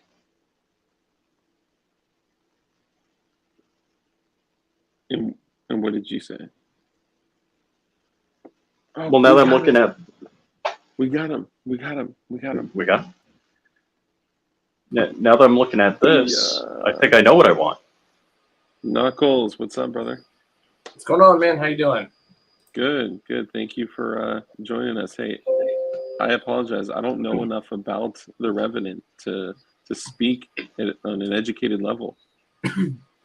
That's all right. Yeah, apologize. It took me a second. I wasn't quite ready to hop on, but I kind of threw my webcam together and got everything together. So I apologize for the delay. But yeah, this is the Revenant. It uses the Montego 9 upper designed by Matador Arms. We took inspiration from the Sauerkraut V2 brace from Middleton Made to make the brace that does fold. Has a button on the back that you can hit. Mm-hmm. It actually folds, so you can fire it folded or open. Most of the time, the folding is just for storage and moving around, but it does fire folded.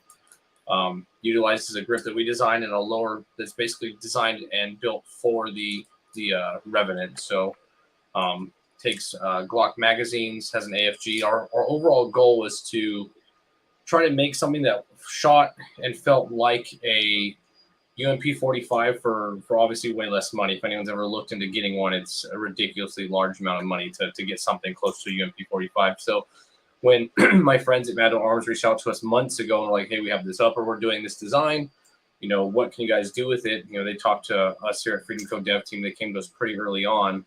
The first thing I thought was, hey, man, this thing reminds me of a UMP 45, which was something that most of us have always wanted but couldn't spend the $2,500 to $3,000 on, right? So it's worked pretty quickly on designing what we eventually came up with was the Revenant. So.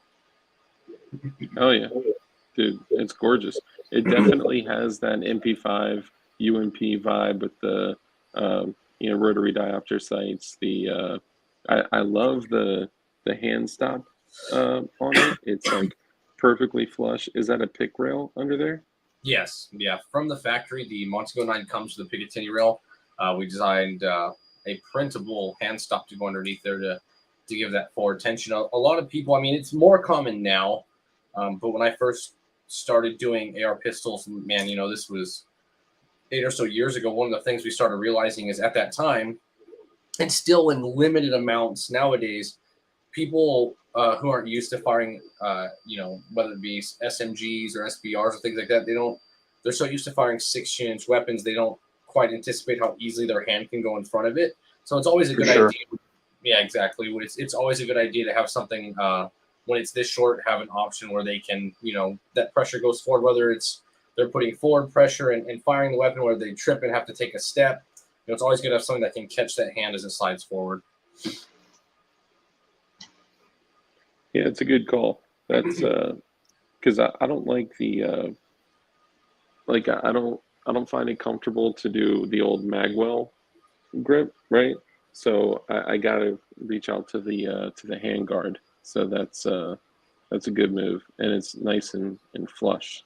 Yeah, the old Somali grip. There are a few designs that we've done that utilized the idea of the Somali grip. For example, like the Obsidian. If anyone's printed the Obsidian, the magwell is actually thicker for people that want to do the old Somali grip and grab it. So we've had a few questions as to why we, as designers, made it so fat, but it was because of the old-fashioned Somali grip. This one is a little bit thicker with that in mind, but for it being what it is, we kind of wanted to add the hand stop on there and make it a little more versatile. So, yeah, I mean, one of the big things that I would like to touch on the Revenant is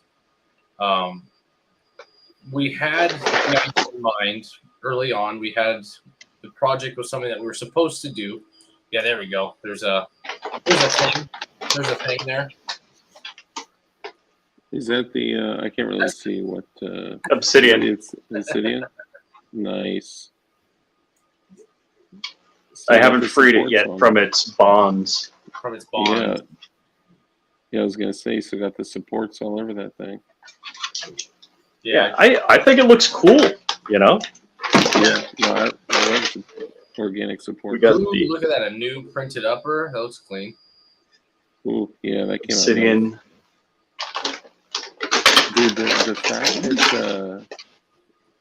nice. Nice AFG. Got the grip. Our angled grip. Freedom Coat angled grip. Dude, the fact that the community has come so far that like you guys were able to develop 3D printed Mac uppers is like that's crazy. Yeah, the things that are coming with that 3D print Mac upper, there's a lot coming within the next less than the next 30 days. Like we've been kind of quiet, but the Obsidian was the door opener once we got it to work. So there's a few other things. I'm not sure if we've released any other ones, but there's quite a few things on track to be released pretty soon that utilize that same, trunnion system that we developed. And that's really where the innovation was in the trunnion system. There's, I think, 11 releases that are already through testing or just in the, media stages of release. So like the commercials and most importantly for us, getting enough parts manufactured in-house and through partners that we work with to make sure that when these things come out, people can actually buy and buy the parts and print them. Kind of like we do the Obsidian. The Obsidian is, every time we release a bunch of those kits, they disappear immediately, which has been a tough struggle. We knew that they would be popular, but it's it's been difficult to keep up with it. But there should be some more Obsidians releasing pretty soon, and what is coming out before Christmas? Okay, that's a great question. So before Christmas, where are we today? The 3rd? Well, Revenant will be officially releasing to the public tomorrow, which I know Sunday seems like a weird day. Sunday and Monday, the Revenant should be available if everything goes smoothly. So that's a big one. The Obsidian should see at least one re-up before Christmas Day, at least one big one. We have something called the Lotus that will be releasing before Christmas, hopefully within the next 14 days. Which the Glotus? Or the Glotus will be released with the Lotus. So the Lotus and the Glotus will be released at the same time. They're a dual pack, which is cool. It's 2 iterations of the same, functionally same design, with some kind of key aesthetic differences and ergonomic differences. But that one should 100% be released before Christmas. And I'm hoping, and there's a select few people that have seen it, hopefully the Christie Mac will be released before Christmas, but that's a big secret right now. And then not long after that, we should see within a week or two after Christmas, there should be a few others that are released that utilize the printed upper. So a lot of people may have not caught what you just slid in there. It sounded like you said a Chris V Mac? A Christie Mac, what we call the Christie Mac. Christie Mac, okay. So that's got to be some type of Chris Super V style, like a vector style. Well, I can't say much, but it's something that we've been working nonstop since we busted on the scene. I know it seems like we've been our team has been a little bit quiet, but we have, if I can count quickly in my head, we have counting the Revenant, we have, let's see, 1, 2, 3, 4, 5, 6 releases that'll be released in the next 30 days, roughly, or less.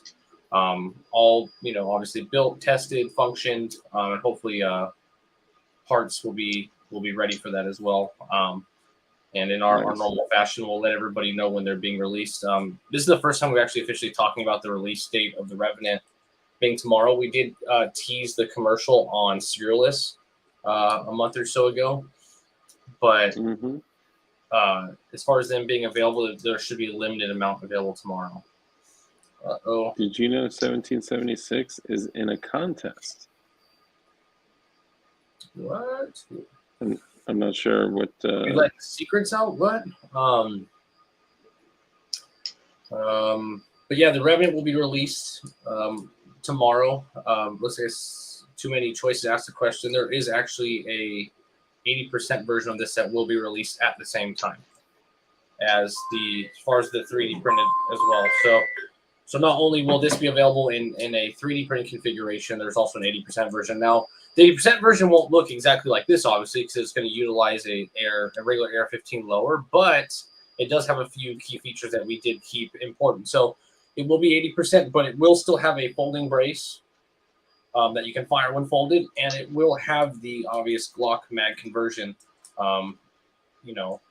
It's not doesn't quite look exactly like this, but it will be released at the same time. So the 80s are going to be super limited, but there will be some 80%. I mean, to be honest with you, the 3D printed Revenants will be limited as well. But this should be something that should be available in the future pretty consistently, depending on what's going on. So, Knuckles, what's included in the kit and how much? For the Revenant? Yeah. So the Revenant's going to have your complete, tested, fully built 9mm upper, the all-metal diopter sights, which was something that I spent a lot of time personally on the phone trying to get, because they're really, obviously, diopters are not really easy to come by, especially if you do find them not usually the original HK metal ones. But these kits will come with the diopters. All the files necessary. So I believe the amount of prints, it's the lower, the grip, the magazine release. There's a mag button that goes on the other side. Let's see here. The brace, the adapter, the button. It's about 6 or 7 prints, and then 9 if you count the EFG. So it'll come with all that. It'll come with all the hardware necessary to assemble and put your brace together, put your lower together, put your AFG on, springs, all that will be included. The lower parts kit, everything pretty much in this photo minus the EOTech and the magazine. So wow. I'm not 100% sure what the cost of it'll be. The rumor is around $700 to $725 for the initial release. As you guys know, the Montego itself runs for around $600, something like that. Retail. Yes. We did our best to take something that, when it came out, the Montego upper came out and everyone's like, awesome, this thing is really exciting, it's cool, it's 9mm, it's adaptable, and then we heard the price of $600, we're like, oh. So the way that we wanted to, work with Matador and do things to bring, more firearms to the industry and more builds as well, we can help the community have a choice whether we pay $600 for just an upper or $725 for this thing, and that's kind of what we went to was, an upper for $600, $150 more, you get to, what would normally be a $2,000 rifle if you bought it, fully assembled somewhere else. So we did a lot of work to try to get it down as low as we could. And, that's kind of where we landed with $725 to $750, somewhere in there. Dude, that's thing. When you look at like anything, even like factory stuff, you look at a Strybog, a Scorpion, even taking the 3D printed, unserialized builder, DIY aspect out of it, you're not getting much for that price range. I do have to shout out real quick. So 28EDU. So earlier, real quick, 28EDU said, I've basically been watching DLD After Dark from the beginning of the channel. And then he said, DLD After Dark, an old troll of yours let me know. And I came to see what was up. And I decided I liked you. And I'm going to guess that troll had a lot of ink and believed in freedom. I'll leave it at that. But thank you to EDU. Mad respect. Love you, bud. But yeah, this is dope, man. This 7-ish for this is a hell of a deal. Yeah, it's awesome, man. When you build it and people get a chance to hold it and feel how sturdy it is and the effort that was put into the design, it's pretty shocking just how stout and aggressive this thing is. It really is up there with a very durable high platform PDW. So it's a very, very nice build to kind of get into. And, we have a few other things planned in the future with it. One of the things that we're working on that most people seem to be inquiring about as far as the Matador upper is concerned in general is it has a slanted receiver. The upper is slanted, as most people can see. So anyone that's a fan of that Montego upper knows that it's slanted, which means that there's not a lot of compensators for it. We're working on manufacturing for Matador a compensator that slips over and kind of hides the barrel, but takes into account that angle. So there's not a lot of compensators that kind of look good with it because of that, and that is something that we are working on. So nice, that's awesome. So we're working on possibly, we're thinking of a couple of the first few purchasers of this kit. A few lucky people, kind of at random, will get the compensator that is in testing. So we're going to see how that goes. But it's an exciting build. One of the things I'd like to touch on about it that makes this interesting was that we had the design for the idea drawn out for a while, and it was something that I had a friend that works at Mendez reach out to me and, hey, we want to make a lower for this. They didn't have any files for it yet. It hadn't even been released yet. And they sent a bunch off to us, to our dev team, with Premier Access to kind of design a kit around it. We had a design. We were busy with a lot of the other releases that you guys will see in the next 30 days, and it kind of got put off. One of the interesting things is we had a dev collab a few months ago in October. We had what we now are doing yearly, which we basically called Dev Collab, where we fly out developers from around the country. They get together. We all live and stay in one house and work and develop things for a week. And basically like a clinic for developers. So, eat, sleep, Nice. breathe, and talk design. So anyone that's done sports or done wrestling or anything like that knows that wrestling camps, the educational gains that can be made in a 3 to 7 day camp, where that's all you're doing is working with others and talking about the industry, training, sleeping. Like I said, eat, sleep, wake up, do this. The educational gains are astronomical, and we flew out a bunch of designers to work on this for the first DevCon 2022, and this was the byproduct. So we did have the design conceptually. The dev team had the design ready to go, but nothing had been done on paper. Everybody flew out, and when we sat around and said, all right, what are we going to work on? This was the one that came up. So this is a result of many people in the community working together in conjunction with Freedom Company dev team in 1776, who, paid to fly everybody out, house everybody up in a big house, and, talk shop and design something. So the interesting part about this is we'll be doing DevCon every year, Dev Collab every year. So the exciting part is knowing that every time Dev Collab comes, so when Dev Collab 2023 comes, the community can know that as a result, you'll have a lot smarter devs coming from it, but also there will be a release every year that comes from the collab that is released to the public. So when you start seeing developers talking about Dev Collab 2023, even if you're not going, be excited, because that means when it's all over and concluded, there will be a new release to the public that is a byproduct of a bunch of great minds coming together and releasing something in the public. So nice. That's awesome. And I don't know if so somebody named Angela says this is the person that said that there's a contest going on or something, and it says 3D Printed Gun Awards 2022 by 3D Print General. He hasn't seen this. Oh, I didn't even know that was going on. Had no idea. Yeah, I did not know that. Oh, actually, you know what? He did say so. He's having a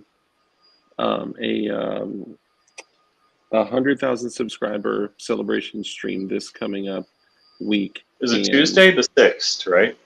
Well, I don't want to say what day it's on because I might be streaming with Raul Mendez that night. So it's next week. Wait. Are you giving away crazy crap for 100,000 subs? Ooh, no. Guess what I'm going to be watching? Go ahead. Hey, it'll be recorded. All right. But no, stream, he said he is giving away awards for like, best developer, best print, best this, best Oh, wow. that. I think I remember him saying that. So that's cool that he's honoring the community. That's interesting. It's It's a good chill, news. Rich. Yeah, no, that's dope though, man. I'm glad you came on to discuss it because when it was smaller, I couldn't tell if it was a Mac in like a shell or something. And Yeah. when you mentioned it, I finally remembered that it was the Montego that I've dubbed as the Montenegro. But Yeah, the Montego.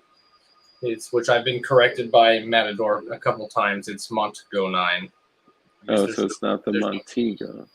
Montego sounds cool, but I guess it's not correct. At least not uh, grammatically. But Okay. the what's cool about this is there's a few things I can't quite speak on, but Matador Arms is super supportive of the community. They said they reached out to us early on before this thing was even being talked about, and the first thing they said was, "Hey, what can we do as far as 3D printing?" They reached out to the Freedom Company dev team before a lot of other people, and they want to know what we thought we could do, and that's interesting. I know it may not sound like a big deal, but there's a lot of parts manufacturers who don't really consider or even know that the 3D printing community exists. So for them to reach out and go, "Hey, like, this is what we got. What can we do to, upon its release, um, have some things out there for it?" And that was something that SupplyCo and them and a lot of people got together and worked on. They've worked with us kind of side by side on some new things that are coming, and this is just the beginning for this upper for sure. They're working really hard on redesigning certain aspects of it. I'm sure. I know I've heard little things through the grapevine that they've told me, and there's going to be some new changes to this design. And this upper, what's important to understand about this upper is that it's going to open doors for new designs, and that's what's really interesting. Kind of like how when we did the printed obsidian upper and created the trunnion system, how it opened the doors for what's going to be at least 11 new designs pretty soon here. This upper is kind of doing the same thing for us. The components that they use, the way that they use this blowback system, the bufferless system, and utilized it, that's opened a door for a lot of new stuff to come out. That if I had my way would be done a lot sooner, but we can only work so many hours in a day. But there's some really cool and more importantly, things that were financially out of reach for a lot of us that will be in reach soon because of some of the stuff that's happened with this. And Matador has graciously spent time with me biting their ear off and talking with them about my ideas, and they're open to all of it. So they're doing a lot on the side that almost more than I've seen most companies do to make new designs for the community. Most companies like, yeah, that's cool. Like, let us know how it goes. But they've been super, I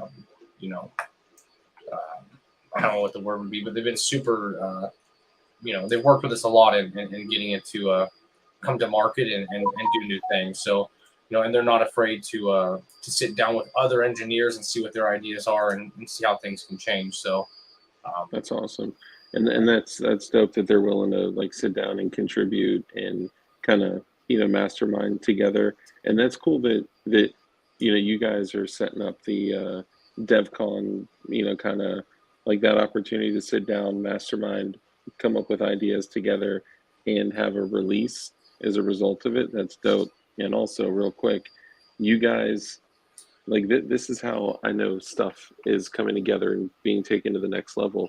You guys developed a 3D printed Mac upper. So a lot of people that are out there may not understand the gravity of this, that so many of these new like PDWs and little like Mac Daddies, Mac and Cheese, I mean there's so many that have taken the Mac 11 to the next level, to where what you think a Mac used to be is not the kind of stuff that people are making nowadays. And because they've become so popular, Mac parts have really dried up. So they came out with a 3D printed Mac 11 upper.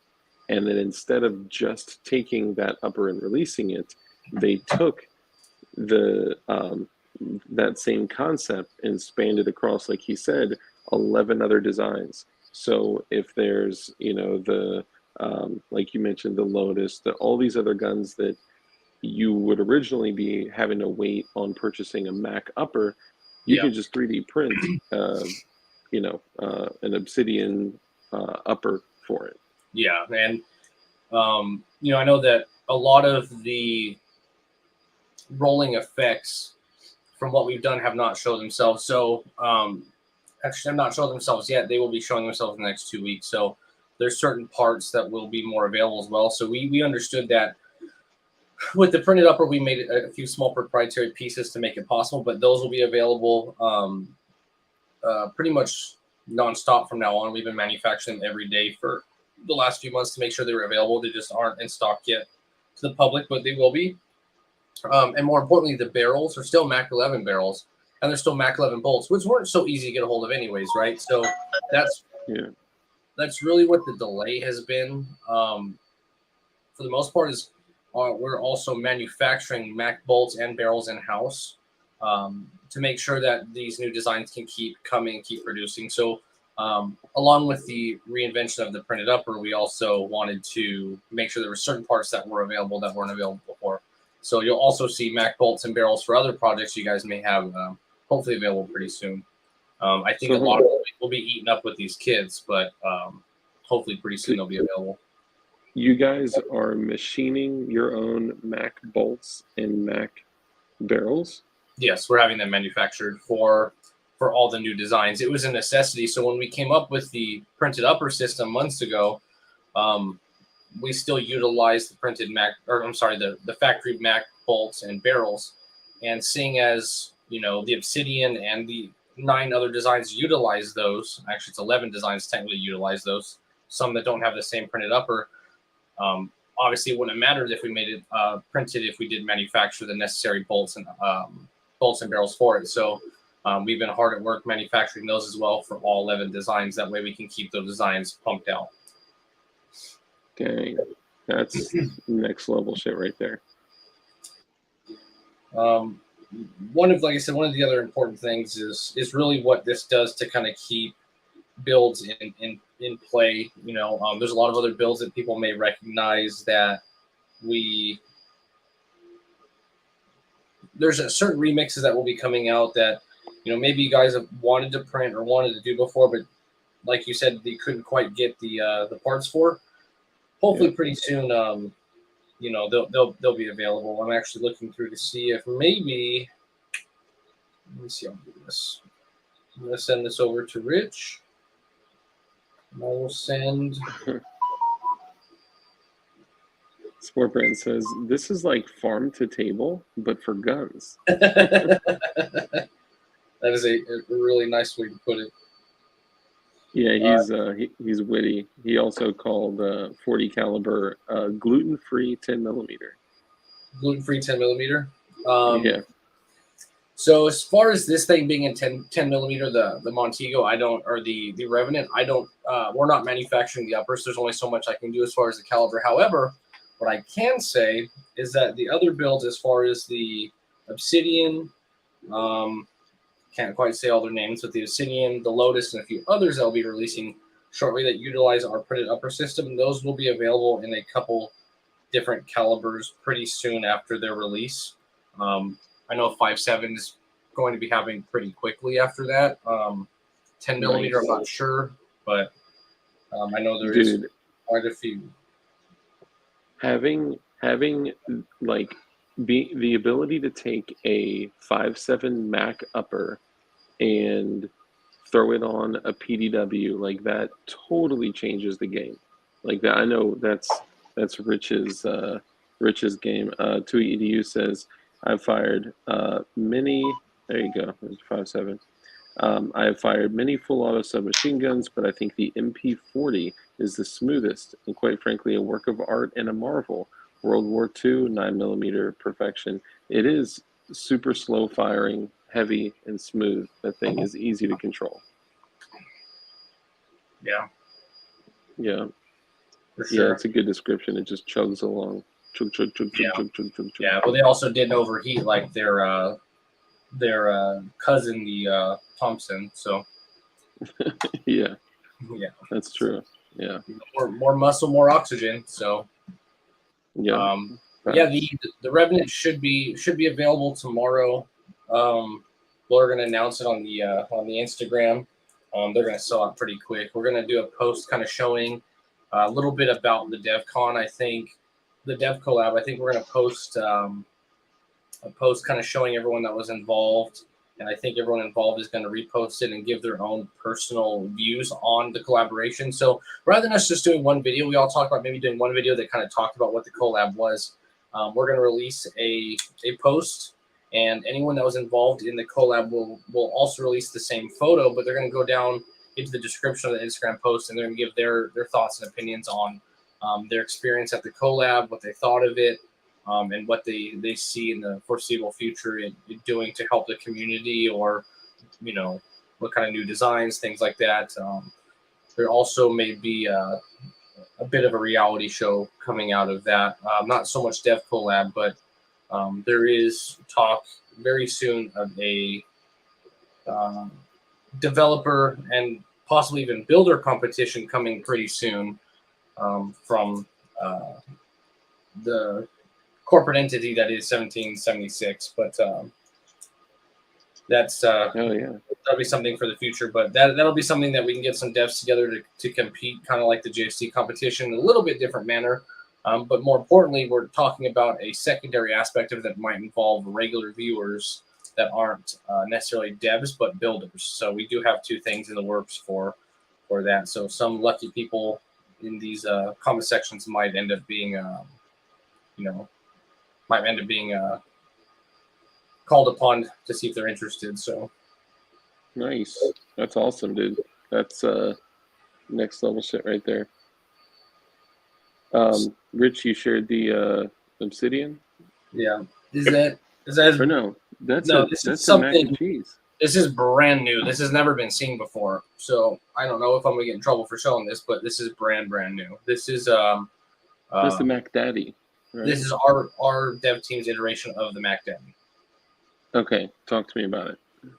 Well, it utilizes the printed upper like the Obsidian does, and made a few other what we felt were important changes.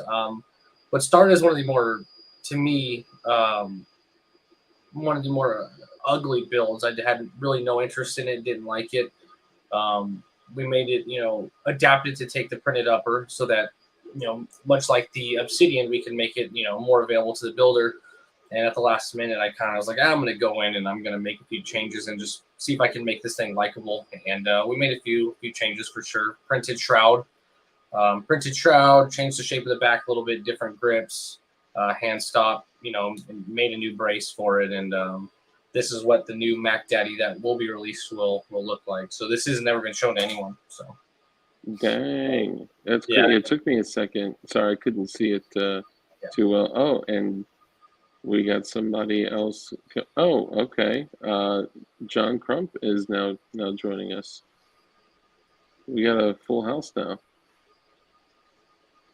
What's up, Mr. Crump? Copy. Hey, yeah. Rich sent me the link. I was joking when I said that. I'm just working on. I'm working on some stuff behind the scenes for stuff. Nice. What do you think about? Have you been seeing all the stuff that we've been showing? Yeah. I've been watching. I've been just so busy, focused on other stuff. I've been looking at some of the stuff, and it's freaking crazy. Yeah. It's, So this Interesting. right here, this is the Revenant.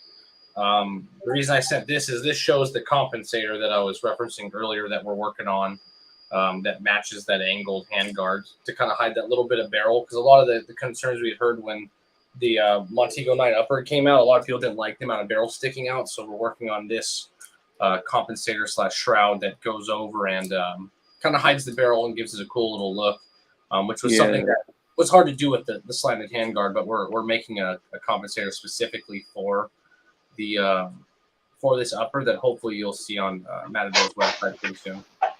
Yeah, that's got to be difficult to do that with that angle of the handguard. Is it like a nut system that you slide something over and then torque it on, or how do Yeah, you we do have that? two.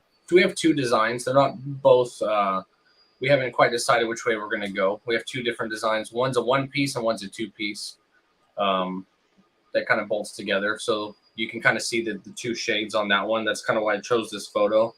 Is a little bit of an insider secret as to how it kind of works. That's, I believe, the two-piece one. We also have a third version that has an adapter depending on if someone wants to go longer or shorter with their muzzle device. But just a cool other option that we worked on to kind of make the Matador upper look a little different, because that was something that was interesting. It's, you know, it being a short little PDW MP5 UMP / thing. A lot of people didn't like the barrel that was sticking out. So this is a comp we designed to kind of give it a cool little look. So Nice, man. It looks good. Sport Brand is complimenting your wood floors as well, or whoever's floors those are. I'm assuming those are the wood floors in 1766 retail. Yeah. Yeah. Nice, man. That shit looks fresh. Yeah, the muzzle brake or the thing, muzzle brake. Yeah, we'll call it muzzle Compensator. brake. Comp and breaker. Yeah, it's like a muzzle device / shroud. You know, it's more, I guess, by definition, more of a shroud than anything, right? It kind of hides that bit of barrel on there. So. Oh yeah, dude, that's dope. Nice. I tweeted you off topic, but the Costco gyro meat is awesome. Man, the side conversations are crazy tonight. Guys, because my daughter keeps getting up, I think I'm going to have to cut this one a little short. But I will say I'm super grateful that you were able to come on and drop this kind of like a day early on my show. I appreciate that. Yeah, no problem, man. We appreciate it. Yeah, I mean, we're sitting here dropping all the new stuff and showing off. I know I told you this, but the Glock 43, 4 bolts. Oh, the wow. Glock 43, the PF9 SS, the jig for the PF9 SS frames are going to be available probably by tomorrow. Oh, nice. And the bolts, Yeah. I'm assuming the bolts are so that it doesn't. That's cool, because that's something that a lot of people had issues with. You know, it shouldn't be, but bolting it into a vise or whatever, that's cool. They can just tighten it up and they won't have that play. Yeah, basically it. Wait. You're saying some people have issues with vices? Vices? Vices. Some people pinch it together in their feet, Indian style. Yeah, So they can't basically afford to buy a vice from DLD. that's what I. Well, the sad thing is I can afford it. I just haven't actually done it. And every time, like recently, I went to. Dude, if I have to drive up there and go shopping with you at Harbor Freight. Well, I don't think there's any Harbor Freights around here. There is. Okay, there is. See, a real man would know that.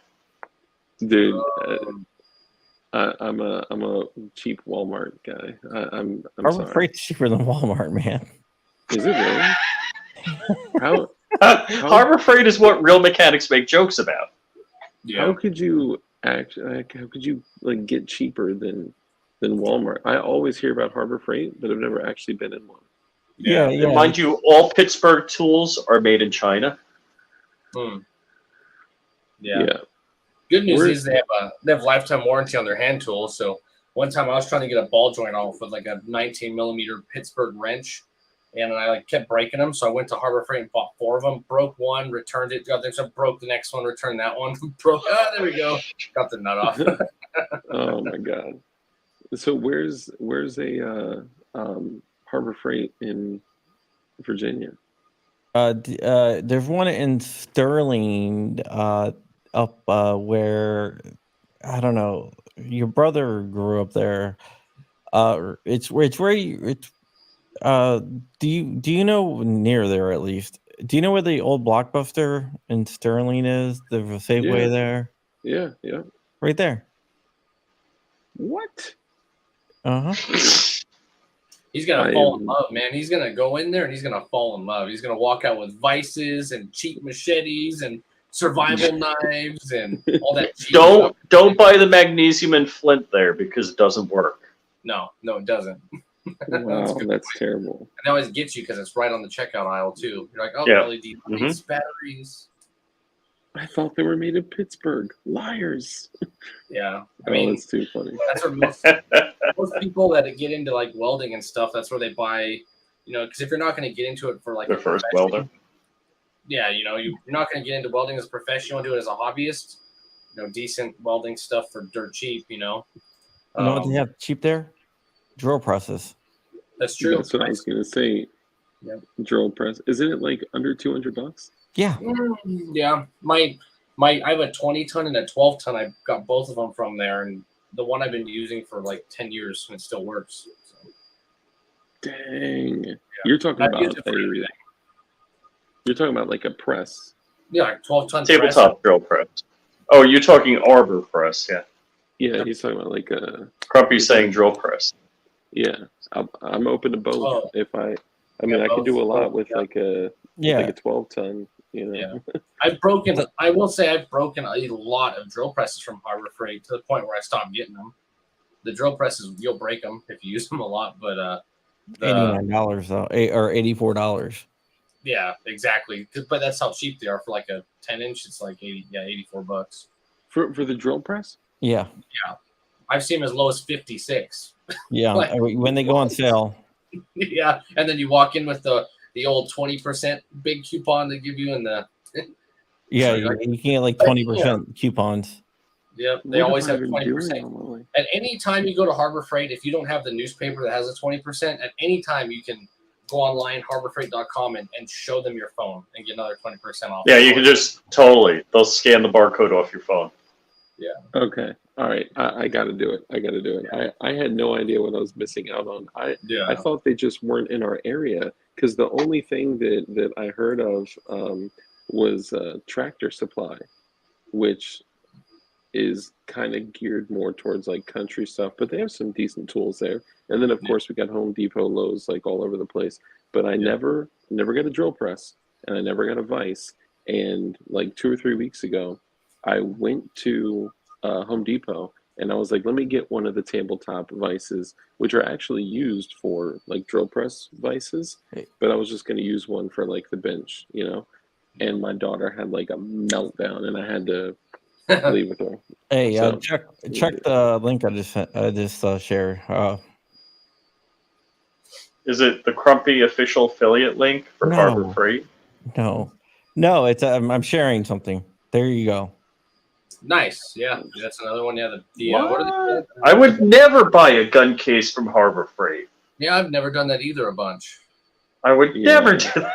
Look at all. I've done that a bunch. Yeah, the Apaches are awesome, man. Yeah, I mean, you get everything there. I mean, I bought a bunch of them now, but I bought a $14 quarter-inch angle grinder that I cut cars apart with that still runs from this place. What? That's crazy. This is a good deal. Yeah, that's not bad. Dang. 10-inch 12. So, and that's gone up. Like pre-Biden, that was $89. Bro, a welding mask for like $79? Yeah, but it's just plastic. Wait, is that one plastic? Wait a second. But like your basic entry level MIG welder that most hobbyists use is with the on-off switch, rods, well, not rods, but on-off, whatever. It's like you can for like $150 here, and they're all right. They last for quite a while. For normal hobbyists, they're awesome. Angle grinders, flat discs. There you go. Sandblasting cabinets. I have this exact one, which for $50 normally in the welding world that's considered junk, and it actually runs pretty good. Yeah, that's what I saw. I thought it said like 79. That's crazy. Yeah. Like I've done sandblasters from here. We go here for a lot of stuff that we know we're going to trash, but their paint guns are pretty good too. If you don't paint all the time, the paint guns are actually pretty good. Like they have a detail paint gun, which is pretty good for Cerakote if you don't do it professionally. That's like $14. What? Yeah, it's crazy. Like I used the dirt cheap. It's called a detail brush. I think it's 4 ounces. A 4-ounce detail paint paint gun. It's purple. Before you go professional. Yeah, that one. That thing will run too. $119. So you can be a welder in a weekend. Dang. And Dude, it's decent. It's decent too. It's not horrible. I may do that just to do a weld Mac. Dude, you don't have a vise. Get the vise first. I think I'd be able to manage a $40 vise for. Yeah. Okay, All right. I'm not doing I this. have one of these vices. I'll tell you how I use the vise because I don't really have a workshop, which my wife keeps heckling me about. Like, you got the money now, build a workshop. I just took one of their vices. It's probably it's probably the bigger one there. No, the one with the round body. Yeah, that one. Because you can rotate the jaws. So the $84 vise, I have that one. I just have it on that too. I have it bolted to a piece of wood, and then I use the frickin' quick clamps just to clamp it on the table where I'm going to work. Yeah, I would do that to a folding table. Yeah, I do it on a folding table. One of those plastic folding tables that everybody has. Yeah. I think Luckily, I think there's 11 or 12 vices at 1776 between the three buildings, something like that, and they're all Harbor Freight vices. dang. Yeah, something like that. Yeah, you can get something like this. $159. See, that's too nice. Yeah, beat that up pretty good. So that's a good working woodworking table with a lot of the things you would do. Yeah, see, I would. If you're serious about woodwork, I would really like to actually build a workbench. Like, I want to build it. Dude, I could have done that when I was at your house. Could have gone by Home Depot. Yeah, we could have done it all up. I would like to build a workbench. I don't want your 2 sawhorses and plyboard. Fuck you, man. Fuck you. You know what? When you need a guest. Yeah. So you should see the bench that I built in the hangar in Rochester, Minnesota for my airplane. I'm sure it's beautiful. Yeah, they have a lot of beautiful, really cool shit here. I'm just busting your chops. See, there's Rich's workbench on the right there. 2 sawhorses. Yeah. No, I mean seriously, right now my work area is one of those plastic folding tables you get at Costco. Yeah, no, I mean, bro, that's what, when I post pictures, whether I'm posting it for Serialist or on Instagram or whatever, all those jigs, my whole workstation is on a folding table. And I have built dozens of guns on that folding table. Mm-hmm. And my lap. They also have stuff like this too. Mm-hmm. Gun safes. Yeah. Cabinets. Punches. Well, let's call that a locker and not a safe. Yeah, that's definitely a cabinet. It's a Harbor Freight gunsmithing hammer. Every time I go, I buy every single one they have. I just buy them in the basket full. Nice. A lot of stuff. Dremel, all that. You can get the old dictionary with the gun in it. Because I'm already planning all the money I'm going to spend in this. This is not I'm going to be sponsored by Harbor Freight by next weekend. So I mean, their stuff is it's cheap, but if you're not going to use it a lot, if you're going to be if you're not a pro, look, if you're not working on a racing team pit crew, it's decent enough for the home hobbyist. Yep. Yeah, and it's cheap enough that if you break it, you just whatever, just throw it away. Yeah, I mean, it's not like magnesium metal and it's decent stuff, right? It's decent enough. Look, this isn't how we talk about go to war firearms.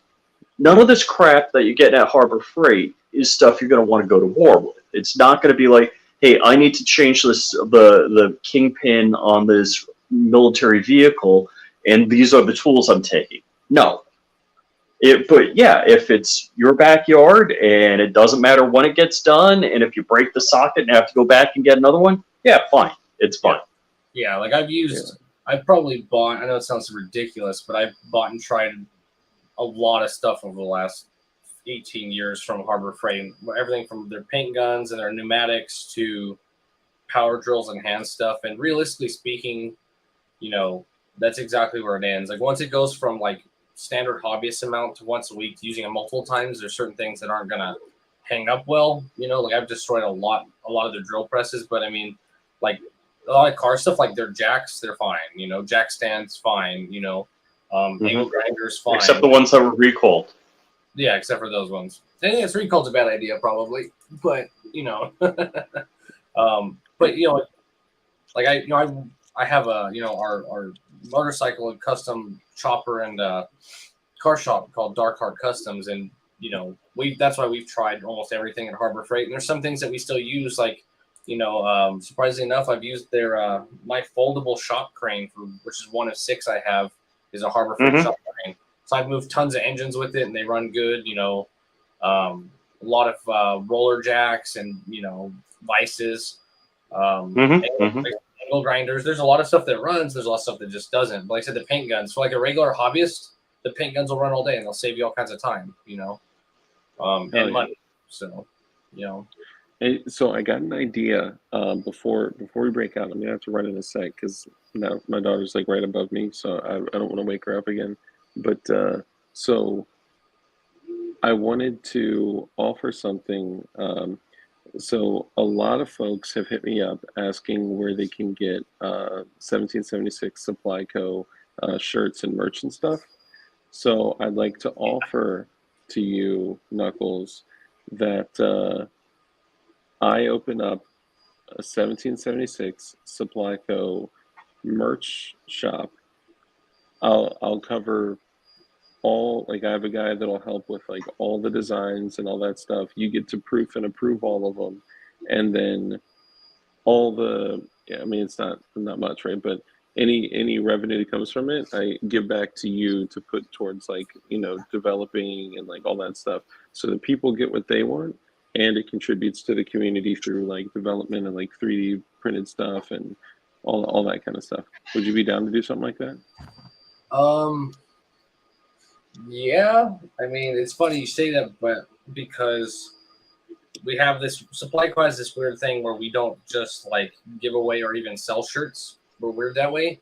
I know it doesn't make any logical sense. We're strange that way. We don't just hand out Supply Co shirts, and it's funny. I know that's why a lot of people reach out and inquire about clothing and stuff we've done. Why we don't do it anymore, why we did do it, but it became kind of a gatekeeping weirdness to us. We generally don't give it away just because it represents our company and stuff. But there's probably room to do something, it probably came from my biker origins, like support gear, like even support gear. You can't just buy support gear because, you go do something with support gear on and it represents people. But there's definitely something you could do. I'm interested, but that's what we do a lot of. You need to do a shirt that says "Stolen from 1776." Yeah. Well, I know that the dev team is doing. We could do something similar like this. The dev team, Freedom Co. dev team, has merchandise that the members wear, and then they have like Freedom Co. We have Freedom Co. dev team support stuff. That's like, I know it sounds weird, but like it's similar, but it's more like people that support the dev team. What's up, Howard J? Yeah, there's definitely something we can do, but there's all kinds of other merchandise as well. We've done Zippos and rings, and like we for a little while did a limited run of the. I don't know if you guys can see that the 1776 rings. They have that's dope. They have like the 3%er thing on the side. It's actually like my pinky ring or whatever, but we've done stuff in the past. Generally, we give it away. That's kind of how it works. So if somebody has one, they've been around a while, and we've given them to them though. They earned it for some reason. Hey, Dude Knowledge, what's up, bro? Good to see you. Howard J, thank you for joining us. Temporary tattoos. Yeah, we'll do some 1776 temp tattoos. Sorry, henna. Yeah, no, I think we can do something. There's something we can work out for sure. Yeah, even if maybe we do maybe one run of one shirt that's like a DLD and Supply Co. like collab. mashup or something That's- like that. Yeah. Yeah, we've done stuff like that because then it keeps it special. You know, it keeps it towards limited. So Yeah. I'd hate to be like how the rest of this community is, and everyone's wearing a GST supply shirt. Ooh. Ooh. I'm just saying, man. There's so many of those out there. I mean, I've seen someone take one off and put another one on during a stream. There's a lot of them out there.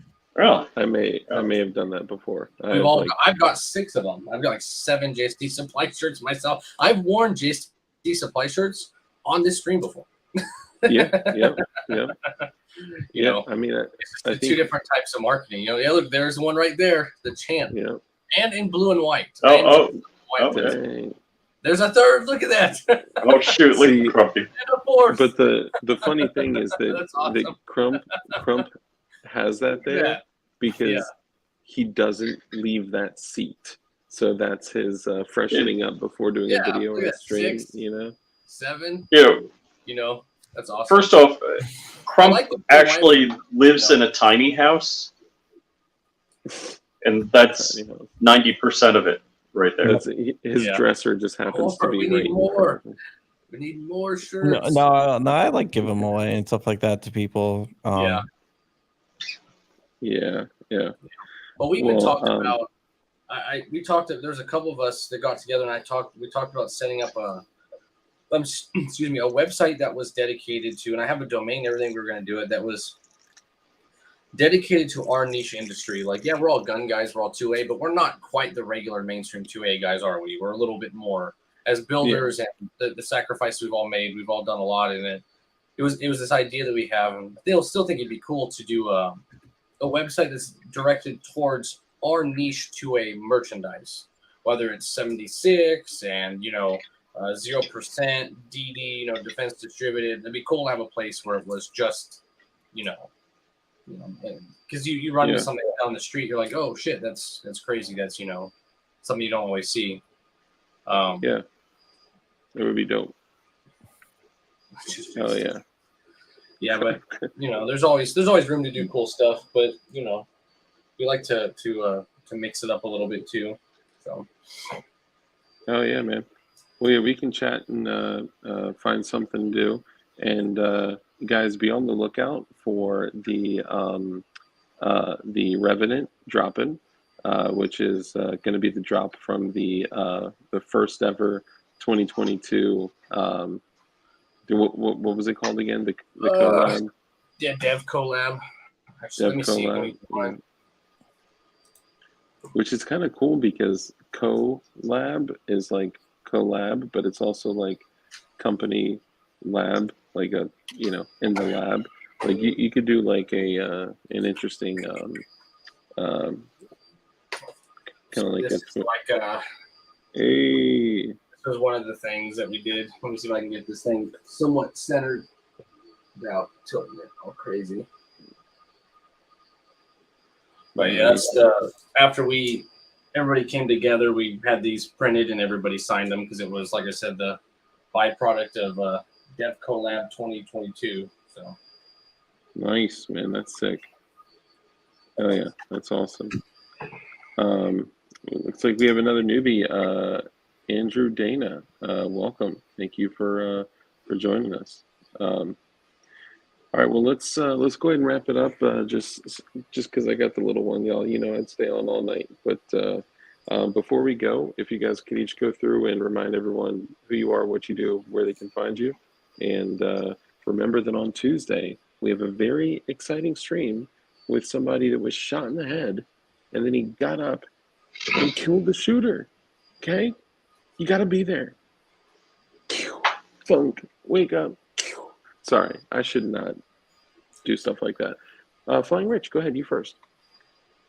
So you find all my social media at flyingrich.com, and I'm with Crumpy 4 days a week, typically Monday to Thursday, doing the John Crump Live show from 5 p.m. to 6 p.m.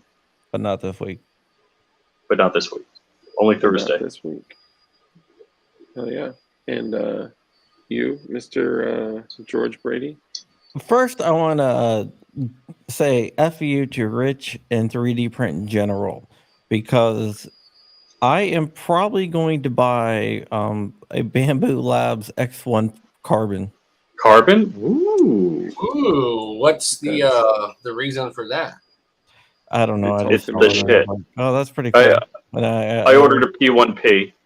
yeah, and I was like, oh, that's pretty cool. I like the Core XY, and I like the auto bed leveling, and I like how it can do carbon The fiber LiDAR. right Yeah. right out of the box. Yeah. And I like the LiDAR is cool, and the I'm getting the attachment for up top, I think. What's the if The you got filament it, changer. what's the first thing you do on it if you got one? Print a benchy. I have never printed a Benchy. Well, Me either. I guess you still have to do your Z steps and stuff and all that, right? I mean, the auto Yeah. leveling, should be pretty helpful with the tuning and all that. So Yeah, ADXR 920. What's up, brother? I'll tune it and everything, print some test prints and stuff like that, and once What you was get your first gun project? honed in, what you thinking?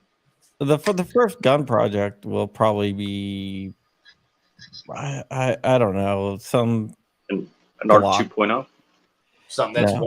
one print or something. Yeah, some Glock just to print it out, just to test it out, see how well it prints and stuff like What that. about- Before I what don't want to about do like an ARC something- 2.0 or an ARC or something like that.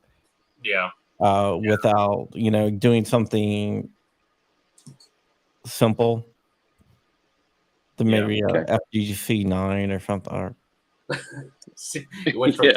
simple to an FGC 9. Something simple Yeah, like something an simple. FMGC. No, no, you'll see I your said something FMGC. simple, then Then move on. FGC 9. Oh, okay. Then that's move on to something, maybe not that, but something like that. What I'm saying is I want to start with something simple before moving Yeah. to something like that. Yeah. that makes sense. Yeah, no, for sure. No, that ARC 2.0 is should be pretty good. The final testing's going on right now, so it should be released pretty quick here, and they'll be hopefully before the end of the year it'll be available to the public. So Now Rich is gonna grab all of his stuff. all his Yeah, parts, but- Yeah, he's in beta. I put my pre-order in on the Where's my Bamboo upper Lab receiver? X1 Carbon combo. X1 Carbon combo. Yeah, Oh wow, that's nice. that's the one with the filament changer, the 4 filaments on top. So I can change as it's printing. Yeah. That's awesome.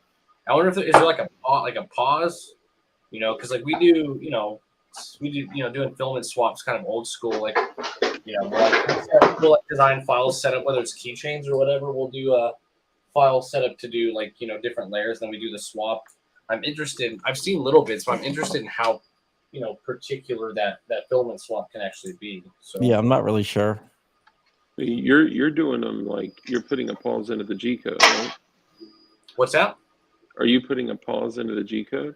Well, no, like if we design something that we like with the mindset that we're going to have like 2 colors in it, for example, like something as simple as like a keychain, then we'll design the file to have like a step in it so that we do the swap. So like this is a Freedom Code keychain that's had a filament swap done to it. So obviously there's 2 like obvious height layers to it. Yep. So one layer is the That's black, and that's kind of when we know to do the swap or whatever. Here's like another example of like a filament swap. And this is with a cheap Ender 3v2. But obviously there's some meticulous forethought to the idea of having to actually do the swap, beforehand. And I'm just wondering how much more free range it is if it does it on its own. That's just kind of what I'm wondering. Print Buddy 3D. Print Buddy. I have a couple different logos. Yeah, dude, you're the Wolverines logo on the magazine that or the Statue of Liberty holding the AK. That's pretty dope, man. That's, Yeah. If he didn't copyright that, I would snatch that thing right up. Yeah. All right, sorry, Yeah, fellas. We got to thank go you. ahead and wrap it up. All right. Sorry. John Crump News, John Crump Live. Okay, so John Crump News, John Crump Live. Show them some support. Subscribe, and John Crump Games you- was my latest one, which I play Call of Duty with CRS Firearms and Putang. Nice. Oh snap! Look at There's only that! one of Look these at bad boys. that! Ooh, bro, I need that in my life. Roger. I may dangle one of those off of an obsidian one day. You never know. Yeah. You'd have to know how to print one. Oh please, come on, man. Yeah, I've kind of come a long way in printing. I've done pretty well for the amount of things I've printed. Have you started designing yet? No, dude, I'm a developer, bro. I mean, I'm a tester. I mean, I'm not like an official tester. I mean, I've never tested anything. But I've never. Anyway, I've never. Well, I've I'm just held. saying. I've I'm just held saying the that three. maybe you should. I mean, like there's a lot of different ways to learn how to do it. yeah. Yeah, I'm not so big into like the learning part. I'm just joking, guys. I'm joking. He's You the know, idea guy. Yeah. Yeah, the idea. Like I when mean- people in school tell you, like I'm smart, I'm just not good at testing. Like, oh, you mean the part where we find out what you know? Okay. Yeah. I'm The not really like a part where test you- guy. Yeah. The part where you have to show proof of knowledge. Yeah, we're all bad at that part. Yeah. I'm more of like a street smarts kind of guy. Yeah. Yeah. Oh man, that's great. All right, so Jesus. So 1776 Supply Co. Let the people know. Can I just say one more thing?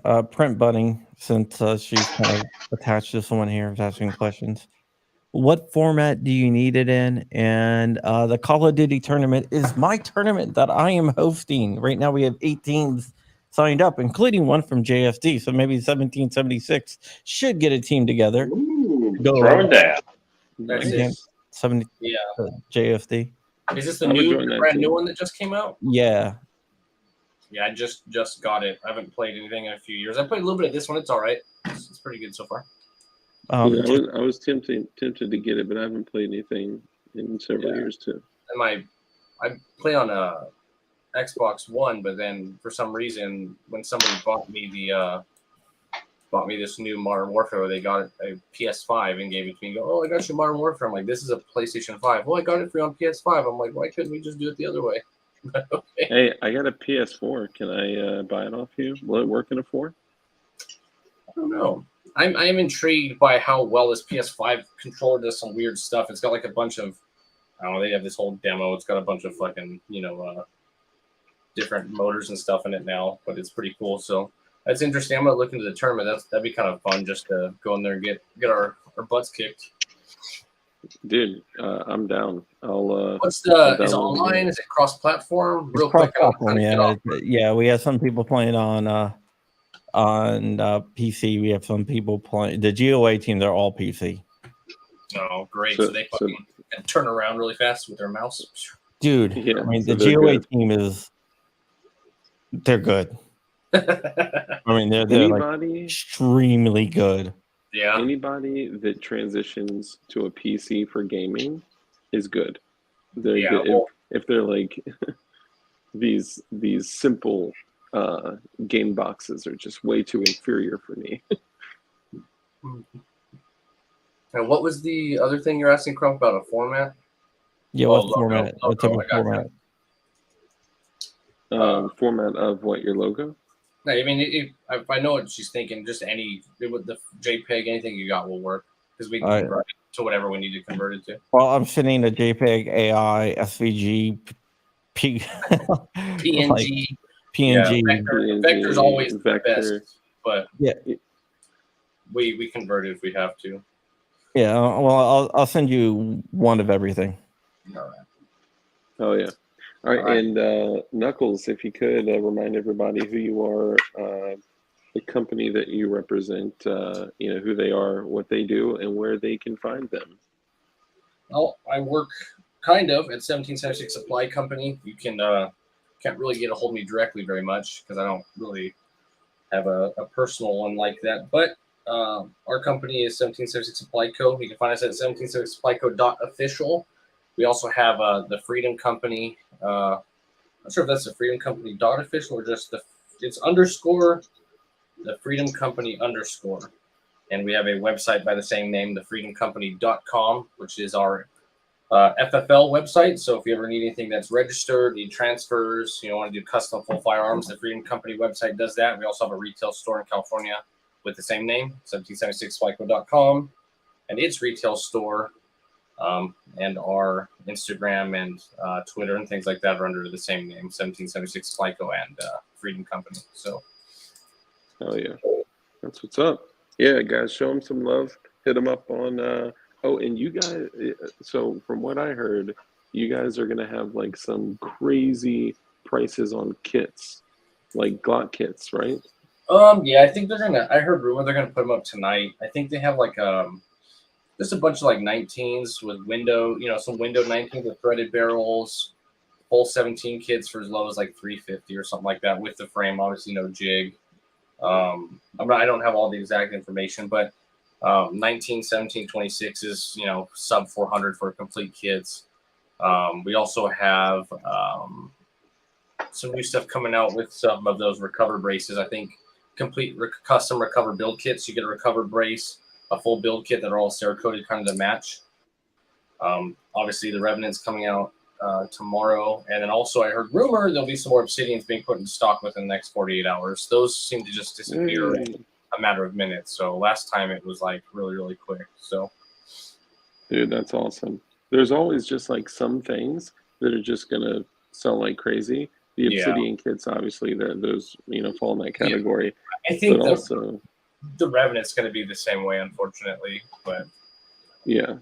You know what also falls in that same category is the DLD PF45 jig, or the DLD jig that fits the PF45. I've been literally getting notifications all night that people have been buying them. And, well, the drill guides, what you guys did with the drill guides is smart. So as everybody knows, I mean, the Polar 80 jigs were disposable. And since this weird rule has come through, people have now like been trying to reuse them, and it's become more like vocally normal to reuse them. But they weren't designed for that. You can do it if you're like careful, and but it wasn't really designed that way. And these are similar to the Polar 80s from what I was reading, and someone was emailing me about. What's interesting, what you did with the drill guide is the drill guide attaches, right, and it's like not loose; it like attaches to the jig. So actually it attaches to it. So you can buy the jig and use it, and then the drill guide attaches, and what that does is it obviously from like the ones I've seen in the past, I think it makes so your drill bit doesn't walk, so you get better drilling, obviously not as crooked. And then somebody was saying something about if your jig gets wallered out, if you use your original DLD jig, which like the P80 wasn't designed to be reusable, but it can be reused. Instead of buying a whole other jig, you just buy the drill guide and snap it on there.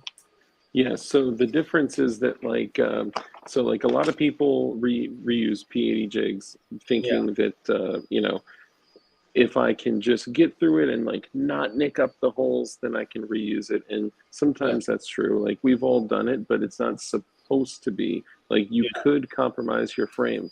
So what we wanted to risk do it every time you reuse one of those jigs, Exactly. And what we wanted to do was to give like a second layer of a couple things. It's like a second layer of insurance that number one, you're going to have more professional holes. The holes are going to be straight. They're going to be cleaner. And even if the jig itself, like let's say you use the jig first, right, just on a frame, and you didn't have drill guides yet, and it kind of like got like kind of wallowed out, or it's sloppy or whatever. Yeah, if you get the drill like a P80 jig, that's what they do. They're gonna get bigger. Yeah, you'll catch material going through there if you hit it at an angle or something like that. The drill guides are going to give you better, cleaner, more professional holes. And what you do is you go through the drill guides, right?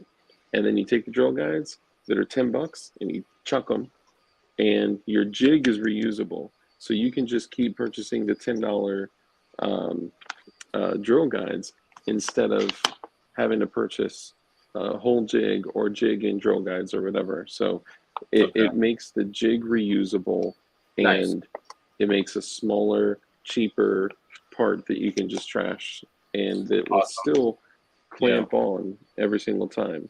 Yeah, And it's just kind of cool the way that it that's awesome. you know, the way that it looks clamped on there, and it's really satisfying to, you know, get that thing on there. That's awesome. And then, you know, the idea of being able to, you know, I used 2A 3D prints drill guides, you know, when he came out with them, and you know, looking at those almost look taller. The difference it makes holding that drill bit straight, as far as the quality of the drills you're going to get, is pretty crazy. So it's awesome that you guys took something that, you know, like, you know, if Matt was on here, you know, I bought our company, we bought, you know, I think it was like 500 to 1,000 drill guides when he came out with them, and we were throwing them in every build kit just because it was, the customers were getting such better results. So we were including it in the build kit cost just because we were getting less customers that were, you know, upset because, you know, not everybody's super mechanically inclined. They don't, you know, some people get excited to get in a rush, you know, it happens. So it's awesome you guys took something that already is a huge help and will reduce customer service issues and destroyed frames, and made it a, you know, multi-use kind of thing. And Appreciate you know, that. what another thing that I was kind of interested in, that I got an email about, was the type of for sure. Appreciate that. What kind of drill bits are you guys using? Because those black phosphate ones that P80 uses aren't the best. So I was just wondering what kind of drill bits you guys are using. Yeah, so I touched on that earlier. Did you cut that bad boy open? See if you shake it around. Oh man, I'm gonna do a video on it where I actually cut it open, pull it out, and reveal it. So this is just a sneak peek. And I know you got to, if you're packaging them up, or you know, I know you got a sealer. But anyway, I'm just interested in the drill bits and stuff too. Yeah, so the drill bits are twice coated high speed bits. So if for the people out there that have used even the old P80 bits that were like the larger, longer stainless ones, I used to get so excited when I saw those, right? And then they went to like the short little nubby black phosphate ones that honestly just suck. And if you're using them in conjunction with the drill guide, it's like almost impossible to get them through the drill guide and the jig. So these are twice coated. They're actually really pretty. Let me see. I can't really get. They're like two-tone, like gold and black. Oh yeah, the dual coated ones. High speed. So they're gold and silver, twice coated, high speed, and some Those of are these. nice. Yeah, they're great, and I've used those on several builds, and it's like the first drill every single time. They're awesome. Why That's a big haven't you deal. given me one? I mean, they are available. No, these actually I got a aren't bunch even of your available patches yet. here. I'll trade you the patches for a kit. We could That's trade cool. something. We could do that. Yeah, that's interesting. We should do that. This actually is the 43 that is not available yet. This is for the PF9 SS. No one even knows about this yet. We have not dropped it yet, but it's the same concept. So it's got 4 bolts, right? Okay. So for all these folks out there, we got 50 people in here that most of them build P80s, right? Yeah. All of you have taped a jig before, right? If not several times, right? And what 2AEDU is referencing, like people would like for like not taking a frame out of a jig and then putting it back in. So I would say that should be true for every single jig that you use, but only in the sense of if you do a drill, if you drill a hole on like any of the holes at all, never remove it until the whole drilling sequence is complete. So, because for me personally, I only do the hole, like drilling the actual holes in the jig, and then I remove it from there.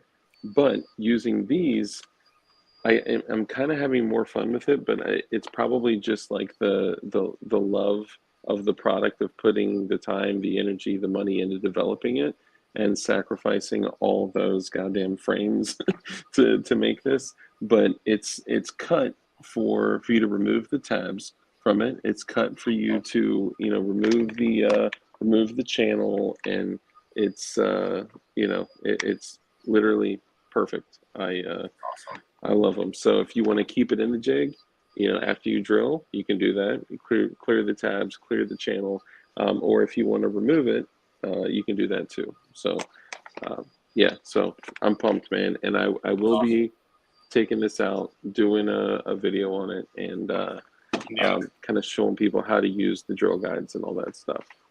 Yeah. Awesome. I Awesome. like the color coordination, because I only saw blue, white, and black, I guess, huh? Yeah, so they're mostly blue, white, and black, but there are some different shades of blue. I think most of these are the same, but you know, we've tested different filaments, and these are like the best of the bunches. Let me see if that shows up any better. There Oh, you those go. are nice, man. That's crazy. Yeah, and these are a little more expensive. Here, let me see. So you can see it's got the high speed coating on it. You know, two-tone. I mean, honestly, they kind of look like jewelry. You know. Well, okay. So, sorry guys, I'm excited. I gotta share the you Oh, know. that's awesome. That's really cool. And I know you were, I think it was you were telling me that you guys had a universal. I saw it on the website kind of briefly. That's kind of cool. Yeah. So what we did is we have a universal jig that is for, you know, some people are busting my balls about calling it universal, but it's 26, 19, 17. And what we did is there's so much talk in the industry about, oh, the 17 jig and the 26 jig are the same. It's not true. No. They're the same size. If you held them next to each other, yes, the outer, you know, specs are the same size. And they say, well, the only difference is that the second M3 isn't drilled. It's not true. If you open it up and you actually use a micrometer and measure, and that's what a lot of these developers did, they index at different points, and it's about a 2 millimeter difference. Yeah. So people are using these, and then their parts aren't going in, and it's, Yeah. you know, we're losing frames all over the place, and that's unacceptable. So what the developers found is with the difference of the rear pin and the second M3 hole, it's been it's been bowed out a little bit. So in the jig, there's kind of like a quarter of a circle size hole, but because that's basically the second M3 is basically the only thing that changes, we have drill guides to use for the 26, and then different drill guides to use for the 19, and then different drill guides to use for the 17. So it, you know, puts you exactly where you need to be able to drill the thing that changes up to 2 millimeters on different frames. Interesting. If let's see. Sorry. Interesting. Yeah, that's cool, man. I'm excited. I'm excited to see the other stuff you guys come out with for sure. Yeah, man, I'm pumped. Rocking it. These these are really exciting products, and of course, I'm still, you know, selling you know, P80 jigs as well, the polymer 80 jigs, and you know, I just placed another order with them this past week, so Pretty soon we'll all be working for DLD hardware. shit, man, I'm just a dude, man. I'm just a dude. Just a dude playing another dude. Yep. Yeah. That's awesome. Yeah, the end is near. Beware if you want to DM us on Instagram. Looks like you have a few questions. Some of the specific things you're looking for, I could probably help. We could probably help you out if you want to DM us. Looks like you're looking for some pretty particular things. And then, man, where is it? I think it was Too Many Choices. Same thing. If you want to send me an email or a DM in regards to a Dagger and 40, If you want a dagger in 4B, send me an email. What? Or DM us on Instagram. That's all I can say. I can verbally say not much more than that. But if you want a dagger, a PSA dagger in 4D, let me know and get in touch with us somehow pretty soon here. Dang. Yeah, just a quick note. The End is Near Beware is my guy. What's up, brother? And I know he had mentioned doing some 320 stuff. Remember when I hit you up looking for the full-size gray 17 frame? Yeah, which we end up not having gray. I think somebody sent me an email and they're saying black cobalt. I think black cobalt FTE and OD green, I think is what we have left. I mean, we could Cerakote one though, but I mean, we'd probably take a black one and Cerakote it gray. And it'd look all right, but you know. Yeah, and somebody also asked, like, do the drill bits really matter when you're drilling plastic?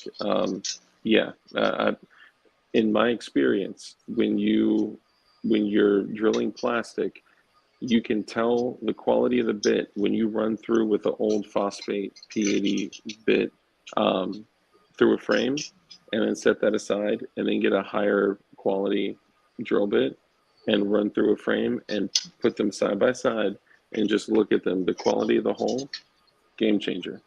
Less flashing, cleaner holes. It's you know, definitely worth the investment there. Well, we also, you know, let's appreciate the quality too. Like that's awesome that you guys are offering. Cause I feel like you know, you're from what I looking at right on the other tab, the price are competitive, but in fact cheaper than what P80 is selling them for, and they have cheaper drill bits. So it's cool that you guys can compete and you have better drill bits, you know. Yeah, and they bolt shut. You know, they're selling jigs for $50. We're selling them for 25, and these jigs are 28. And you know, better quality bits. They bolt shut. You get the hardware. You get the jig. It's a no-brainer. The only thing I'll say is, you know what? Maybe I'll bring that up on another stream. It's a whole other can of worms. But I may have dropped a little hint that there may be some disruption, and that Polymer 80 is not happy at the prices that I'm listing at, and there is more to come on that subject later. So Yeah. Shocker. They're not happy with me. The end is near. You can DM the Instagram now, tomorrow, whenever. Like there's somebody that handles that stuff. So if you want to DM them now while it's fresh in their brain, they'll be able to help you tonight, get it set up. You know, even possibly make an ad. Our shop has a tendency to do that. We do so much stuff that a lot of times there's not stuff that's on the website. So if you have something you're looking for particular, whether it's like a parts kit and just a slide or just a specific part from an LPK and you can't find an ad for it, if you DM us, that's why you use the DMs that way. You DM them, tell them what you're looking for. They'll let you know, and they'll actually make a special ad for you on the website and give you a password. So, you know, don't ever feel any of you guys don't ever feel, you know, we'll do the best we can do to get to you on the weekends, but don't ever feel like, oh, I won't message you guys on the weekends. You know, that's sometimes you might get through faster that way. So there you go. It's Freedom Company. What's the actual website, you know? thefreedomcompany.com, surprisingly enough. 280U is spot on, but I probably shouldn't address. I just saw it like very recently, so and that's you know, I didn't have any intention. I wasn't trying to undercut anybody. I told you guys straight up from the beginning. I was like, look, I'm doing this to help the community, to contribute to the community. I thought I was only going to do this for my viewers, for you guys. Right? I thought I'd be selling jigs to my viewers, maybe a few a week, 10 a week, not 20, 40, 60 a day. I know, it's crazy. But we'll go ahead and wrap up just because, hey, what's up, Deform baby? Good to see you. Paul Morady, dang, he's old school if he remembers that. Oh, that's crazy. Okay, so I'm going to go ahead and wrap it up. You guys got anything else you want to say before we head out of here? Nope. No? Good? Wolverines.